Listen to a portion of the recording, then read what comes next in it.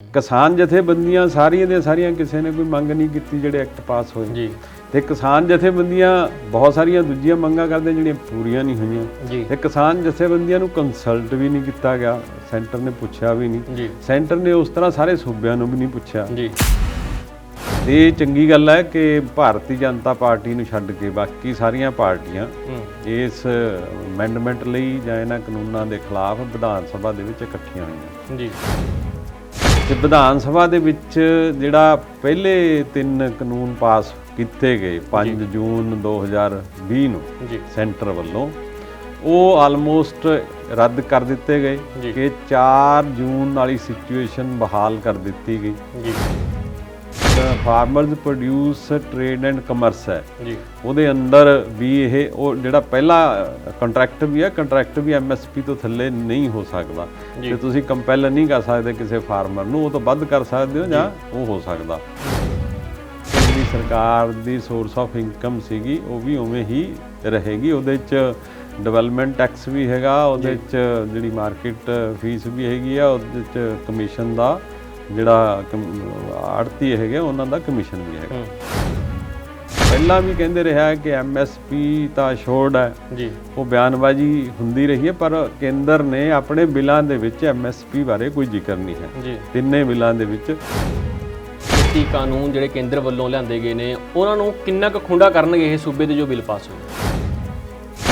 ਦੇਖੋ ਇੱਕ ਗੱਲ ਤਾਂ ਪੂਰੀ ਸਪਸ਼ਟ ਕਰਤੀ ਜੀ ਕਿ ਸੂਬੇ ਉਹਦੇ ਨਾਲ ਐਗਰੀ ਨਹੀਂ ਕਰਦੇ। ਪੰਜਾਬ ਤਾਂ ਇਸ ਬਿੱਲ ਅਸੈਂਬਲੀ ਨੇ ਸ਼ੋਅ ਕਰਤਾ ਉਹ ਵੀ ਇਲੈਕਟਡ ਨੁਮਾਇੰਦੇ ਆ, MLA ਜਿਹੜੇ ਆ ਸਾਰੇ ਪੰਜਾਬ 2 MLA ਨਹੀਂ ਹੈ ਜੀ ਜੀ BJP ਦੇ, ਤੇ ਜਿਹੜੇ ਬਾਕੀ ਹੈ ਉਹਦਾ ਪੂਰੀ ਦੀ ਪੂਰੀ ਅਸੈਂਬਲੀ ਨੇ ਇਲੈਕਟਡ ਰਿਪਰੈਜ਼ੈਂਟੇਟਿਵ ਨੇ ਸ਼ੋਅ ਕਰਤਾ ਕਿ ਪੰਜਾਬ ਤੁਹਾਡੇ ਨਾਲ ਐਗਰੀ ਨਹੀਂ ਹੈ।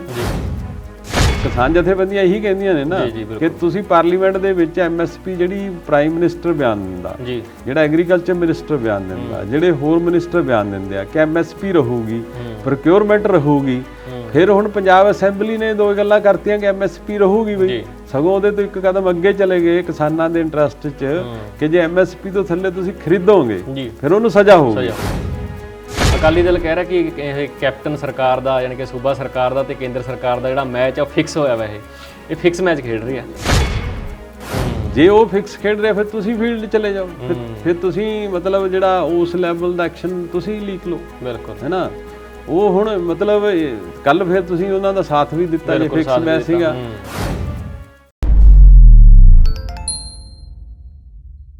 ਸਵਾਗਤ ਹੈ D5 ਚੈਨਲ ਪੰਜਾਬੀ ਦੇਖ ਰਹੇ तमाम ਦਰਸ਼ਕਾਂ ਦਾ। ਮੈਂ ਇਮਰਾਨ ਖਾਨ ਇੱਕ ਵਾਰ ਫਿਰ ਤੋਂ ਲੈ ਕੇ ਹਾਜ਼ਰ ਹਾਂ ਪ੍ਰੋਗਰਾਮ ਗੱਲ ਸੱਚੀ ਹੈ। ਇਸ ਪ੍ਰੋਗਰਾਮ ਦੇ ਵਿੱਚ ਅਸੀਂ ਵੱਖ-ਵੱਖ ਮਹਿਮਾਨਾਂ ਦੇ ਨਾਲ ਤੁਹਾਨੂੰ ਰੂਬਰੂ ਕਰਵਾਉਂਦੇ ਹਾਂ। ਅੱਜ ਜੋ ਸਾਡੇ ਨਾਲ ਮਹਿਮਾਨ ਜੁੜੇ ਨੇ ਉਹ ਨੇ ਬਲਵਿੰਦਰ ਸਿੰਘ ਟਿਮਾਣਾ, ਪੰਜਾਬੀ ਯੂਨੀਵਰਸਿਟੀ ਤੋਂ ਰਿਟਾਇਰ ਪ੍ਰੋਫੈਸਰ। ਸਭ ਤੋਂ ਪਹਿਲਾਂ ਉਹਨਾਂ ਦਾ ਸਵਾਗਤ ਕਰਦੇ ਹਾਂ। ਟਿਮਾਣਾ ਜੀ ਤੁਹਾਡਾ ਸਵਾਗਤ ਹੈ ਜੀ। Thank you.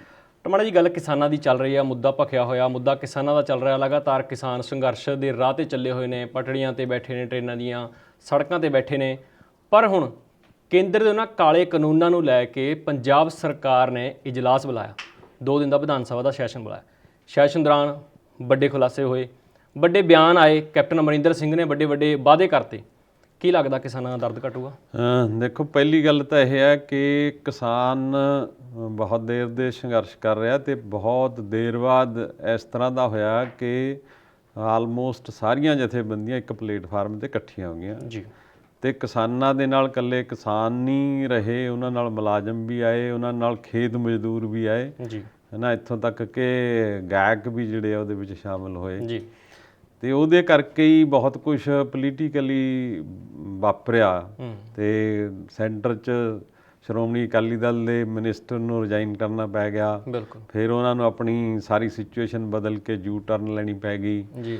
ਉਸੇ ਦਬਾਅ ਥੱਲੇ ਕਾਂਗਰਸ ਜਿਹੜੀ ਹੈ ਉਹਨਾਂ ਨੇ ਐਕਟ ਕੀਤਾ ਹੈ ਨਾ, ਆਮ ਆਦਮੀ ਪਾਰਟੀ ਨੇ ਹਰੇਕ ਪੰਚਾਇਤ 'ਚ ਮਤੇ ਪਵਾਉਣ ਦੀ ਕੋਸ਼ਿਸ਼ ਕੀਤੀ। ਜੀ। ਸੋ ਇਹ ਜਿਹੜਾ ਕਿਸਾਨਾਂ ਦਾ, ਆਮ ਲੋਕਾਂ ਦਾ ਜਿਹੜਾ ਇੱਕ ਪੂਰਾ ਵੱਡਾ ਇਕੱਠ ਹੈ ਤੇ ਸੰਘਰਸ਼ ਹੈ, ਜੀ। ਉਹਦੇ ਕਰਕੇ ਇਹ ਹੋਇਆ। ਜਿਵੇਂ ਕਿ ਕਿਸਾਨਾਂ ਨੇ ਪਹਿਲਾਂ ਵੀ ਇਹ ਅਲਟੀਮੇਟਮ ਦਿੱਤਾ ਸੀ, ਉਦੋਂ ਤੱਕ ਇਹ ਰੱਦ ਕਰੋ ਬੁਲਾ ਕੇ ਸਾਰੇ ਅਜਲਾਸ ਬੁਲਾ ਕੇ। ਜੀ। ਤੇ ਚੰਗੀ ਗੱਲ ਹੈ ਕਿ ਭਾਰਤੀ ਜਨਤਾ ਪਾਰਟੀ ਨੂੰ ਛੱਡ ਕੇ ਬਾਕੀ ਸਾਰੀਆਂ ਪਾਰਟੀਆਂ ਇਸ ਅਮੈਂਡਮੈਂਟ ਲਈ ਜਾਂ ਇਹਨਾਂ ਕਾਨੂੰਨਾਂ ਦੇ ਖਿਲਾਫ ਵਿਧਾਨ ਸਭਾ ਦੇ ਵਿੱਚ ਇਕੱਠੀਆਂ ਹੋਈਆਂ। ਜੀ। ਤੇ ਭਾਰਤੀ ਜਨਤਾ ਪਾਰਟੀ ਦੇ ਵੀ ਹਾਲਾਤ ਜਿੱਥੋਂ ਤੱਕ ਤੁਸੀਂ ਖਬਰਾਂ ਸੁਣਦੇ ਬਹੁਤ ਵਧੀਆ ਨੇ। ਉਹਨਾਂ ਦੇ ਲੀਡਰ ਰਿਜ਼ਾਈਨ ਕਰ ਰਹੇ ਆ, ਉਹ ਛੱਡ ਰਹੇ ਆ ਆਪਣੇ ਆਪ ਨੂੰ ਬਚਾਉਣ ਲਈ। ਠੀਕ ਹੈ, ਕੇਂਦਰੀ ਪਾਰਟੀ ਹੈ ਤੇ ਉਹਦੇ ਹਿਸਾਬ ਕਿਤਾਬ 'ਚ ਉਹ ਕੰਮ ਕਰਦੇ ਆ। ਤੇ ਵਿਧਾਨ ਸਭਾ ਦੇ ਵਿੱਚ ਜਿਹੜਾ ਪਹਿਲੇ 3 ਕਾਨੂੰਨ ਪਾਸ ਕੀਤੇ ਗਏ 5 ਜੂਨ 2020 ਨੂੰ ਸੈਂਟਰ ਵੱਲੋਂ, ਉਹ ਆਲਮੋਸਟ ਰੱਦ ਕਰ ਦਿੱਤੇ ਗਏ ਕਿ 4 ਜੂਨ ਵਾਲੀ ਸਿਚੁਏਸ਼ਨ ਬਹਾਲ ਕਰ ਦਿੱਤੀ ਗਈ। ਤੇ ਵੀ ਜੇ ਜਿਹੜੀ 4 ਜੂਨ ਨੂੰ ਸਿਚੁਏਸ਼ਨ ਸੀਗੀ ਉਹ ਬਹਾਲ ਨਹੀਂ ਦੀ, ਤੇ ਉਹ ਜਿਹੜੇ ਐਕਟ ਨੇ ਉਹਨਾਂ ਦੇ ਵਿੱਚ ਅਮੈਂਡਮੈਂਟ ਕਰ ਦਿੱਤੀ ਗਈ। ਤੇ ਇੱਕ ਤਰ੍ਹਾਂ ਨਾਲ ਉਹ ਪੂਰੀ ਤਰ੍ਹਾਂ ਰੱਦ ਕਰਕੇ ਅਮੈਂਡਮੈਂਟ ਕਰਕੇ ਉਹਦਾ ਜਿਹੜਾ ਉਲਟਾ ਪਾਸਾ, ਜਿਹੜੀ ਇੱਕ ਮੰਗ ਚੱਲ ਰਹੀ ਸੀ ਕਿ MSP ਤੋਂ ਥੱਲੇ ਵੇਚ ਨਹੀਂ ਹੋਣੀ ਚਾਹੀਦੀ, ਉਹਦੇ ਤੇ ਆ ਗਿਆ। ਸੋ ਉਹ 3 ਹੀ ਬਿੱਲ ਹੈ। ਪਹਿਲਾ ਹੈਗਾ ਕਿ ਅਸੈਂਸ਼ੀਅਲ ਜਿਹੜੇ ਜ਼ਰੂਰੀ ਵਸਤੂਆਂ ਐਕਟ ਹੈ 1955 ਦਾ, ਜਿਹੜੀ 5 ਜੂਨ ਨੂੰ ਉਹਦੇ ਸੋਧ ਕੀਤੀ ਗਈ। ਉਹ ਇਹ ਕਹਿ ਦਿੱਤਾ ਗਿਆ ਸਟੇਟ ਆਪਣੀ ਤੌਰ ਤੇ ਕਰੇਗੀ ਇਹਨੂੰ ਲਾਗੂ ਕਰਨਾ ਨਹੀਂ ਕਰਨਾ, ਡਿਸੀਜਨ ਲੈਣਾ। ਐਮਰਜੈਂਸੀ ਦੇ ਵਿੱਚ ਪ੍ਰਾਈਸ ਵੱਧਦੀ ਹੈ ਉਹਦੇ 'ਚ, ਤੇ ਉਹ ਰੱਦ ਕਰਕੇ ਉਹਨੂੰ ਉੱਥੇ ਸਿਚੁਏਸ਼ਨ 'ਚ ਲਿਆਂਦਾ। ਦੂਜਾ ਜਿਹੜਾ ਸੀਗਾ ਕਿ ਜਿਹੜਾ ਫਾਰਮਰਸ ਜਿਹੜਾ ਇੰਪਾਵਰਮੈਂਟ ਤੇ ਪ੍ਰੋਟੈਕਸ਼ਨ ਵਾਲਾ ਬਿੱਲ ਹੈਗਾ, ਉਹਦੇ 'ਚ ਉਹਨਾਂ ਨੇ ਜਿਹੜੀ ਸੋਧ ਕੀਤੀ ਕਿ ਬਈ ਜਿਹੜਾ ਉੱਥੇ ਦਾ ਸੀ ਕਿ ਤੁਸੀਂ ਕੰਟਰੈਕਟ ਦੇ ਰਾਹੀਂ ਕੰਪਨੀਆਂ ਆ ਸਕਦੀਆਂ, ਸਰਵਿਸਿਜ਼ ਆ ਸਕਦੀਆਂ, ਉਹਨੂੰ ਉਹਨਾਂ ਨੇ ਰੱਦ ਕਰਕੇ 4 ਜੂਨ ਵਾਲੀ ਸਿਚੁਏਸ਼ਨ ਤੇ ਲਿਆਂਦਾ। ਤੇ ਬਾਕੀ ਉਹਨਾਂ ਨੇ ਜਿਹੜੀ farmers produce trade and commerce ਹੈ ਉਹਦੇ ਅੰਦਰ ਵੀ ਇਹ ਉਹ ਜਿਹੜਾ ਪਹਿਲਾ ਕੰਟਰੈਕਟ ਵੀ ਹੈ, ਕੰਟਰੈਕਟ ਵੀ MSP ਤੋਂ ਥੱਲੇ ਨਹੀਂ ਹੋ ਸਕਦਾ। ਤੇ ਤੁਸੀਂ ਕੰਪੈਲ ਨਹੀਂ ਕਰ ਸਕਦੇ ਕਿਸੇ ਫਾਰਮਰ ਨੂੰ, ਉਹ ਤੋਂ ਵੱਧ ਕਰ ਸਕਦੇ ਹੋ ਜਾਂ ਉਹ ਹੋ ਸਕਦਾ। ਤੇ ਤੀਜਾ ਜਿਹੜਾ ਹੈਗਾ ਉਹ 'ਚ ਆਲਮੋਸਟ ਪੰਜਾਬ ਨੂੰ ਇੱਕ ਮੰਡੀ ਦੇ ਤੌਰ ਤੇ ਡਿਕਲੇਅਰ ਕਰਤਾ। ਤੇ ਤੁਸੀਂ ਕਣਕ ਤੇ ਜਿਹੜੀ ਚਾਵਲ ਹੈ ਉਹਨਾਂ ਨੂੰ MSP ਤੋਂ ਥੱਲੇ ਨਹੀਂ ਵੇਚ ਸਕਦੇ। ਜੇ ਵੇਚੋਗੇ ਤਾਂ ਫਿਰ 3 ਸਾਲ ਦੀ ਕੈਦ ਜਾਂ ਤੁਹਾਨੂੰ ਜੁਰਮਾਨਾ ਹੋ ਸਕਦਾ। ਤੇ ਟਾਈਮ ਟੂ ਟਾਈਮ ਸਰਕਾਰ ਜਿਹੜੀ ਹੈ ਉਹ ਫੀਸ ਲਾਏਗੀ, ਲੇਵੀ ਲਏਗੀ, ਜਿਵੇਂ ਕਿ ਪਹਿਲਾਂ ਮੰਡੀ ਦੇ ਵਿੱਚ APMC ਐਕਟ ਦੇ ਅਧੀਨ ਚੱਲਦਾ। ਇਹਦਾ ਮਤਲਬ ਹੈਗਾ ਕਿ ਜਿਹੜੀ ਸਰਕਾਰ ਦੀ ਸੋਰਸ ਆਫ ਇਨਕਮ ਸੀਗੀ ਉਹ ਵੀ ਉਵੇਂ ਹੀ ਰਹੇਗੀ। ਉਹਦੇ 'ਚ ਡਿਵੈਲਪਮੈਂਟ ਟੈਕਸ ਵੀ ਹੈਗਾ, ਉਹਦੇ 'ਚ ਜਿਹੜੀ ਮਾਰਕੀਟ ਫੀਸ ਵੀ ਹੈਗੀ ਆ, ਉਹਦੇ 'ਚ ਕਮਿਸ਼ਨ ਦਾ ਜਿਹੜਾ ਆੜਤੀ ਹੈਗੇ ਉਹਨਾਂ ਦਾ ਕਮਿਸ਼ਨ ਵੀ ਹੈਗਾ। ਸੋ ਲਾਗੂ ਰਹਿਣਗੇ। ਇਹਦਾ ਮਤਲਬ ਹੈ ਕਿ ਜੇ ਤੁਸੀਂ ਪੰਜਾਬ 'ਚ ਕਿਤੋਂ ਵੀ ਤੁਸੀਂ ਇਹਨੂੰ ਖਰੀਦਣਾ ਤੇ ਉਹ ਫਿਰ ਮੰਡੀ ਹੀ ਮੰਨਿਆ ਜਾਊਗਾ। ਸੋ ਜਿਹੜਾ ਪਹਿਲਾਂ ਸੀਗਾ ਵੀ ਮੰਡੀ ਤੋਂ ਬਾਹਰ, ਜਿਹੜਾ ਉਹ ਬਿੱਲ ਸੀ ਕਿ ਮੰਡੀ ਤੋਂ ਬਾਹਰ ਜੇ ਵਪਾਰੀ ਖਰੀਦਦਾ ਤੇ ਉਹ ਵਪਾਰੀ ਜਿਹੜਾ ਚਾਹੇ ਕੰਪਨੀ ਖਰੀਦੇ ਉਹਦੇ ਤੇ ਫਿਰ ਕੋਈ ਟੈਕਸ ਤੇ ਹੋਰ ਕਾਇਦਾ ਕਾਨੂੰਨ ਮੰਡੀ ਵਾਲਾ ਲਾਗੂ ਨਹੀਂ ਹੁੰਦਾ। ਸੋ ਇਸ ਲਈ ਇੱਕ ਤਰ੍ਹਾਂ ਨਾਲ 3 ਹੀ ਕਾਨੂੰਨ ਜਿਹੜੇ ਆ ਉਹ ਰੱਦ ਕਰਨ ਦਾ ਜਿਹੜਾ ਪਾਸ ਹੋਇਆ। ਪਰ ਹੁਣ ਇਹ ਕਿਉਂਕਿ ਬਿੱਲ ਪਾਸ ਹੋਇਆ, ਹਾਲੇ ਇਹ ਕਾਨੂੰਨ ਬਣੇ ਨਹੀਂ, ਐਕਟ ਬਣੇ ਨਹੀਂ। ਸੋ ਉਹਦੇ ਲਈ ਅਗਲੀ ਜਿਹੜੀ ਚਾਰਾਜੋਈ ਆ ਜਾਂ ਕੀ ਹੋਣਾ, ਇੱਕ ਤਾਂ ਇਹ ਗੱਲ ਹੈ ਇਹਦੇ 'ਚ। ਦੂਜਾ ਹੈ ਕਿ ਇਹਦੇ ਨਾਲ ਜਿਹੜੀ ਪਹਿਲਾਂ ਵੀ ਕਹਿੰਦੇ ਰਿਹਾ ਕਿ MSP ਤਾਂ ਅਸ਼ੋਰਡ ਹੈ, ਉਹ ਬਿਆਨਬਾਜ਼ੀ ਹੁੰਦੀ ਰਹੀ ਹੈ, ਪਰ ਕੇਂਦਰ ਨੇ ਆਪਣੇ ਬਿੱਲਾਂ ਦੇ ਵਿੱਚ MSP ਬਾਰੇ ਕੋਈ ਜ਼ਿਕਰ ਨਹੀਂ ਹੈ। 3 ਬਿੱਲਾਂ ਦੇ ਵਿੱਚ 3 ਕੀ 2 ਬਿੱਲ ਹੈ। ਐਸੈਂਸ਼ੀਅਲ ਕਮੋਡਿਟੀ ਐਕਟ MSP ਨਾਲ ਨਹੀਂ ਡੀਲ ਕਰਦਾ, ਲੇਕਿਨ ਜਿਹੜੇ ਦੂਜੇ 2 ਬਿੱਲ ਹੈ ਉਹਨਾਂ 'ਚ MSP ਦਾ ਕੋਈ ਜ਼ਿਕਰ ਨਹੀਂ ਹੈ। ਜੇ ਕੰਟਰੈਕਟ ਵੀ ਕਰਨਾ ਕਿਸੇ ਕੰਪਨੀ ਨੇ ਕਿਸੇ ਫਾਰਮਰ ਨਾਲ, ਉਹ MSP ਤੋਂ ਥੱਲੇ ਵੀ ਕਰ ਸਕਦੇ ਆ, ਵੱਧ ਵੀ ਕਰ ਸਕਦੇ। ਇਹ ਖੁੱਲੀ ਛੁੱਟੀ ਹੈ, ਉਹ ਪ੍ਰਾਈਸ ਉੱਥੇ ਹੋਊਗੀ। ਹੁਣ ਹੋ ਗਿਆ ਕਿ ਨਹੀਂ, ਜਿਹੜਾ ਇਹ ਹੈ। ਤੇ ਦੂਜਾ ਜਿਹੜਾ ਟ੍ਰੇਡ ਵਾਲਾ ਸੀਗਾ, ਉਹ ਤਾਂ ਜਿਹਦੇ ਕੋਲ ਪੈਨ ਕਾਰਡ ਆ ਜਿੱਥੇ ਮਰਜ਼ੀ ਟ੍ਰੇਡ ਕਰ ਲਵੇ, ਉਹਦੇ ਤੇ ਫਿਰ ਮਾਰਕੀਟ ਜਿਹੜੀ ਮੰਡੀ ਹੈ ਸਾਡੀ ਮੰਡੀ, ਜਿਹੜੇ APMC ਦੇ ਐਕਟ ਦੇ ਅਧੀਨ ਉਹ ਸਾਰਾ ਕੁਝ ਲਾਗੂ ਨਹੀਂ ਹੁੰਦਾ, ਉਹ ਖੁੱਲ੍ਹਾ ਸੀਗਾ। ਸੋ ਹੁਣ ਰਹਿ ਗਿਆ ਕਿ ਇਹਦੀ ਖਰੀਦ ਦੀ ਗੱਲ ਰਹਿ ਗਈ ਕਿ MSP ਉਹਨਾਂ ਨੇ ਤਾਂ ਉਹ ਇੱਕ ਧੋਖਾ ਸੀ ਕਿ ਤੁਸੀਂ MSP ਜਾਰੀ ਰਹੇਗੀ। ਹੁਣ ਇਹਦੇ 'ਚ ਤੁਸੀਂ ਕਾਨੂੰਨੀ ਤੌਰ ਤੇ ਪ੍ਰੋਵੀਜ਼ਨ ਕਰਨ ਜਾ ਰਹੇ ਹੋ ਜੇ ਕਾਨੂੰਨ ਬਣ ਜਾਂਦਾ। ਤੇ ਅਗਲਾ ਜਿਹੜਾ ਮੁੱਦਾ ਵਿਧਾਨ ਸਭਾ 'ਚ ਉੱਠਿਆ ਵੀ ਫਿਰ ਇਹਦੀ ਖਰੀਦ ਦਾ ਕੀ ਹੋਊਗਾ, ਹੈ ਨਾ। ਤੇ ਮੇਨਲੀ MSP ਜਿਹੜੀ ਹੈ ਚਾਵਲਾਂ ਤੇ ਕਣਕ ਦੇ ਉੱਤੇ ਹੀ ਇਹਨੂੰ ਅਸ਼ੋਰ, ਜਦੋਂ MSP ਦੀ ਡੈਫੀਨੇਸ਼ਨ ਵੀ ਇਸ ਐਕਟ ਦੇ ਵਿੱਚ ਦਿੱਤੀ ਗਈ ਹੈ, ਉਹ MSP ਦੀ ਡੈਫੀਨੇਸ਼ਨ ਵੀ ਚਾਵਲਾਂ ਤੇ ਕਣਕ ਦੇ ਰੂਪ 'ਚ ਦਿੱਤੀ ਗਈ ਹੈ ਨਾ, ਬਾਕੀ ਕਿਸੇ ਫਸਲ ਦੇ ਬਾਰੇ 'ਚ ਨਹੀਂ ਹੈ। ਤੇ ਉਹ ਜਿਹੜੀ ਵੱਡੀ ਸਮੱਸਿਆ ਕਿ ਸਟੇਟ ਜਿਹੜੀ ਹੈ, ਜਿਹੜੇ ਬਾਕੀ ਵੀ ਕਹਿੰਦੇ ਆ, ਉਹਦੇ 'ਚ ਦੋ ਤਰ੍ਹਾਂ ਦੇ ਮੁੱਦੇ ਉੱਠਦੇ ਆ ਜੀ ਕਿ ਕੀ ਅਸੀਂ ਡਾਈਵਰਸਿਫਿਕੇਸ਼ਨ ਕਰਾਂਗੇ। ਜੀ ਜੇ ਡਾਈਵਰਸਿਫਿਕੇਸ਼ਨ ਹੋਊਗੀ ਤਾਂ ਫਿਰ ਉਹਨਾਂ ਫਸਲਾਂ ਦੀ MSP ਦਾ ਕੀ ਹੋਊਗਾ ਤੇ ਖਰੀਦ ਦਾ ਕੀ ਹੋਊਗਾ। ਜੀ ਤੇ ਜੇ ਅਸੀਂ ਇਹ ਦੋ ਫਸਲਾਂ ਦੀ ਗੱਲ ਕਰਦੇ ਹਾਂ ਤੇ MSP ਤੋਂ ਥੱਲੇ ਜੇ ਸਜ਼ਾ ਹੋ ਰਹੀ ਹੈ, ਜੇ ਕੱਲ ਨੂੰ ਨਹੀਂ ਵਿਕਦੀ ਫਿਰ ਉਹਦਾ ਕੀ ਬਣੂਗਾ, ਹੈ ਨਾ। ਇਹ ਵੱਡਾ ਸਵਾਲ ਹੈ ਜੀ। ਤੇ ਉਹਦੇ 'ਚ ਸਟੇਟ ਗਵਰਨਮੈਂਟ ਖਰੀਦ ਕਰ ਸਕਦੀ ਹੈ ਕਿ ਨਹੀਂ ਕਰ ਸਕਦੀ। ਹੁਣ ਵੀ ਅਸੀਂ ਬਹੁਤ ਸਾਰੀ ਕਣਕ ਤੇ ਚਾਵਲ ਜਿਹੜੇ ਆ ਸੈਂਟਰ ਪੂਲ 'ਚ ਦਿੰਨੇ ਆ ਜੀ ਤੇ ਉਹ ਚਾਹੇ ਸਾਡੀਆਂ ਸਟੇਟ ਏਜੰਸੀਜ਼ ਖਰੀਦਣ ਜੀ ਚਾਹੇ FCI ਖਰੀਦੇ ਤੇ ਉਹ ਖਰੀਦ ਕੇ ਉੱਥੇ ਪੂਲ 'ਚ ਦਿੰਦੇ ਆ। ਜੀ ਠੀਕ ਹੈ। ਉਹ ਹੈ ਕਿ ਸੈਂਟਰ ਗਵਰਨਮੈਂਟ ਜਿਹੜੀ ਹੈ ਉਹਦੀ ਪ੍ਰੋਕਿਉਰਮੈਂਟ ਜਨਰਲੀ ਉਹ ਕਰਦੀ ਹੈ। ਉਹਦੇ ਫੂਡ ਸਿਕਿਉਰਿਟੀ ਦਾ ਵੀ ਇਸ਼ੂ ਹੈ, ਉਹਦੇ 'ਚ ਲੋਕਾਂ ਨੂੰ ਜਿਹੜਾ ਅਨਾਜ ਪਹੁੰਚਾਉਣ ਦਾ ਵੀ ਇਸ਼ੂ ਹੈ, ਸਾਰੇ ਇਸ਼ੂਜ਼ ਉਹਦੇ ਵਿੱਚ ਇਨਵੋਲਵ ਹੈ। ਜੀ ਸੋ ਇਹ ਇੱਕ ਇਸ਼ੂ ਹੈਗਾ ਜਿਹੜਾ ਪੰਜਾਬ ਸਰਕਾਰ ਦੇ ਸਾਹਮਣੇ ਖੜਾ। ਲੇਕਿਨ ਇਹ ਜਿਹੜਾ ਇਸ਼ੂ ਵਿਧਾਨ ਸਭਾ 'ਚ ਆਇਆ ਜੀ ਤੇ ਉਹ ਇਸ਼ੂ ਸਿੱਧਾ ਫੈਡਰਲਿਜ਼ਮ ਦਾ ਇਸ਼ੂ ਹੈ, ਸੰਘੀ ਢਾਂਚੇ ਦਾ ਇਸ਼ੂ ਹੈ ਜੀ ਕਿ ਕੇਂਦਰ ਪਹਿਲਾਂ ਤਾਂ ਜਿਹੜੀ ਖੇਤੀਬਾੜੀ ਦੀ ਪੈਦਾਵਾਰ ਹੈ ਜੀ ਤੇ ਪੈਦਾ ਕਰਨਾ, ਕਿਵੇਂ ਪੈਦਾ ਕਰਨਾ, ਫਸਲੀ ਚੱਕਰ ਵਾਲਾ ਜੋ ਵੀ ਹੈ ਉਹ ਸਟੇਟ ਸਬਜੈਕਟ ਹੈ। ਐਕਸਪੋਰਟ ਇੰਪੋਰਟ ਤੇ ਟ੍ਰੇਡ ਇਹ ਸੈਂਟਰ ਦੇ ਕੋਲ ਹੈ। ਇਸ ਲਈ ਪੈਦਾਵਾਰ ਦੇ ਸੰਦਰਭ ਵਿੱਚ ਤਾਂ ਪਹਿਲਾਂ ਕਨਸਟੀਟਿਊਸ਼ਨ ਦੀ ਵਾਇਓਲੇਸ਼ਨ ਹੀ ਹੋਈ ਹੈ ਨਾ ਜੀ। ਤੇ ਇਸ ਲਈ ਇਹ ਇੱਕ ਵੱਡਾ ਸਵਾਲ ਆ ਬਾਕੀ ਸੂਬਿਆਂ ਲਈ ਵੀ ਕਿ ਕੀ ਫੈਡਰਲਿਜ਼ਮ ਸੰਘੀ ਢਾਂਚੇ ਦੇ ਵਿੱਚ ਸੂਬਿਆਂ ਨੂੰ ਜਿਹੜੇ ਉਹਨਾਂ ਦੇ ਅਧਿਕਾਰ ਖੋਏ ਜਾ ਰਹੇ ਆ, ਸੈਂਟਰਲਾਈਜੇਸ਼ਨ ਹੋ ਰਿਹਾ, ਉਹ ਐਜੂਕੇਸ਼ਨ ਦੇ ਪੱਧਰ ਤੇ ਵੀ ਹੋ ਰਿਹਾ, ਉਹ ਬਿਜਲੀ ਦੇ ਪੱਧਰ ਤੇ ਵੀ ਜਿਹੜੀ ਇਲੈਕਟ੍ਰਿਸਿਟੀ ਆ ਉਹ ਵੀ ਬਿੱਲ ਜਿਹੜਾ ਉਹਨਾਂ ਨੇ ਕੱਲ ਰੈਜ਼ੋਲੂਸ਼ਨ ਪਾਸ ਕਰਿਆ ਵੀ ਇਹ ਰੱਦ ਹੋਣਾ ਚਾਹੀਦਾ, ਉਹਦੇ ਪੱਧਰ ਤੇ ਵੀ ਹੈ, ਜਾਂ ਫਿਰ ਇਹ ਖੇਤੀਬਾੜੀ ਦੇ ਪੱਧਰ ਤੇ ਆ। ਇੱਕ ਕੇਂਦਰੀਕਰਨ ਦਾ ਪੂਰਾ ਜਿਹੜਾ ਦੌਰ ਹੈ ਉਹਦੇ ਖਿਲਾਫ ਵੀ ਇਹ ਅਸੈਂਬਲੀ ਦੀ ਇੱਕ ਪੰਜਾਬ ਦੀ ਆਪਣੀ ਰਾਏ ਹੈ ਕਿ ਇਸ ਤਰ੍ਹਾਂ ਨਹੀਂ ਹੋਣਾ ਚਾਹੀਦਾ, ਇਸ ਤਰ੍ਹਾਂ ਨਹੀਂ ਚੱਲਣਾ ਚਾਹੀਦਾ। ਕਿਸਾਨ ਜਥੇਬੰਦੀਆਂ ਸਾਰੀਆਂ ਦੀਆਂ ਸਾਰੀਆਂ ਕਿਸੇ ਨੇ ਕੋਈ ਮੰਗ ਨਹੀਂ ਕੀਤੀ ਜਿਹੜੇ ਐਕਟ ਪਾਸ ਹੋਏ, ਤੇ ਕਿਸਾਨ ਜਥੇਬੰਦੀਆਂ ਬਹੁਤ ਸਾਰੀਆਂ ਦੂਜੀਆਂ ਮੰਗਾਂ ਕਰਦੇ ਜਿਹੜੀਆਂ ਪੂਰੀਆਂ ਨਹੀਂ ਹੋਈਆਂ, ਤੇ ਕਿਸਾਨ ਜਥੇਬੰਦੀਆਂ ਨੂੰ ਕੰਸਲਟ ਵੀ ਨਹੀਂ ਕੀਤਾ ਗਿਆ, ਸੈਂਟਰ ਨੇ ਪੁੱਛਿਆ ਵੀ ਨਹੀਂ, ਸੈਂਟਰ ਨੇ ਉਸ ਤਰ੍ਹਾਂ ਸਾਰੇ ਸੂਬਿਆਂ ਨੂੰ ਵੀ ਨਹੀਂ ਪੁੱਛਿਆ। ਸੋ ਇਸ ਲਈ ਇੱਕ ਸੰਘੀ ਜਿਹੜਾ ਢਾਂਚਾ ਉਹਦੇ ਲਈ ਇਹ ਵੱਡਾ ਕਦਮ ਹੈ। ਤੇ ਮੈਨੂੰ ਲੱਗਦਾ ਜਿਵੇਂ ਅੱਜ ਇੱਕ ਖਬਰ ਆ ਰਹੀ ਹੈ ਕਿ ਰਾਜਸਥਾਨ ਵੀ ਸਪੈਸ਼ਲ ਸੈਸ਼ਨ ਬੁਲਾ ਕੇ ਰੱਦ ਕਰੂਗਾ, ਤੇ ਬਾਕੀ ਸੂਬੇ ਵੀ ਹੋ ਸਕਦਾ ਇਸ ਗੱਲ ਤੇ ਸੋਚਣ, ਕਿਉਂਕਿ ਉਹਨਾਂ ਨੂੰ ਜਥੇਬੰਦੀਆਂ ਉੱਥੇ ਵੀ 20 ਸੂਬਿਆਂ ਦੇ ਵਿੱਚ ਕਿਸਾਨਾਂ ਦੀ ਐਜੀਟੇਸ਼ਨ ਚੱਲ ਰਹੀ ਹੈ। ਜ਼ਿਆਦਾ ਵੱਡੀ ਐਜੀਟੇਸ਼ਨ ਪੰਜਾਬ, ਹਰਿਆਣਾ ਤੇ ਵੈਸਟਰਨ ਯੂਪੀ 'ਚ, ਪਰ ਹੋਰਾਂ ਥਾਵਾਂ ਤੇ ਵੀ ਚੱਲ ਰਹੀ ਹੈ। ਸੋ ਇਹ ਹੈ ਜੀ। ਟਵਾਣਾ ਜੀ, ਕੀ ਲੱਗਦਾ ਜਿਹੜੇ ਖੇਤੀ ਕਾਨੂੰਨ ਜਿਹੜੇ ਕੇਂਦਰ ਵੱਲੋਂ ਲਿਆਂਦੇ ਗਏ ਨੇ ਉਹਨਾਂ ਨੂੰ ਕਿੰਨਾ ਕੁ ਖੁੰਡਾ ਕਰਨਗੇ ਇਹ ਸੂਬੇ ਦੇ ਜੋ ਬਿੱਲ ਪਾਸ ਹੋਏ ਨੇ? ਦੇਖੋ, ਇੱਕ ਗੱਲ ਤਾਂ ਪੂਰੀ ਸਪਸ਼ਟ ਕਰਤੀ ਕਿ ਸੂਬੇ ਉਹਦੇ ਨਾਲ ਐਗਰੀ ਨਹੀਂ ਕਰਦੇ। ਪੰਜਾਬ ਤਾਂ ਇਸ ਬਿੱਲ ਅਸੈਂਬਲੀ ਨੇ ਸ਼ੋਅ ਕਰਤਾ, ਉਹ ਵੀ ਇਲੈਕਟਡ ਨੁਮਾਇੰਦੇ ਆ, MLA ਜਿਹੜੇ ਆ ਸਾਰੇ ਪੰਜਾਬ, 2 MLA ਨਹੀਂ ਹੈ BJP ਦੇ, ਤੇ ਜਿਹੜੇ ਬਾਕੀ ਹੈ ਉਹਦਾ ਪੂਰੀ ਦੀ ਪੂਰੀ ਅਸੈਂਬਲੀ ਨੇ ਇਲੈਕਟਡ ਰਿਪਰੈਜ਼ੈਂਟੇਟਿਵ ਨੇ ਸ਼ੋਅ ਕਰਤਾ ਕਿ ਪੰਜਾਬ ਤੁਹਾਡੇ ਨਾਲ ਐਗਰੀ ਨਹੀਂ ਹੈ। ਇਸ ਲਈ ਕੇਂਦਰ ਨੂੰ ਸੂਬਿਆਂ ਦੀ ਗੱਲ ਸੁਣਨੀ ਚਾਹੀਦੀ ਹੈ, ਫੈਡਰਲਿਜ਼ਮ ਦੀ ਗੱਲ ਮੰਨਣੀ ਚਾਹੀਦੀ ਹੈ।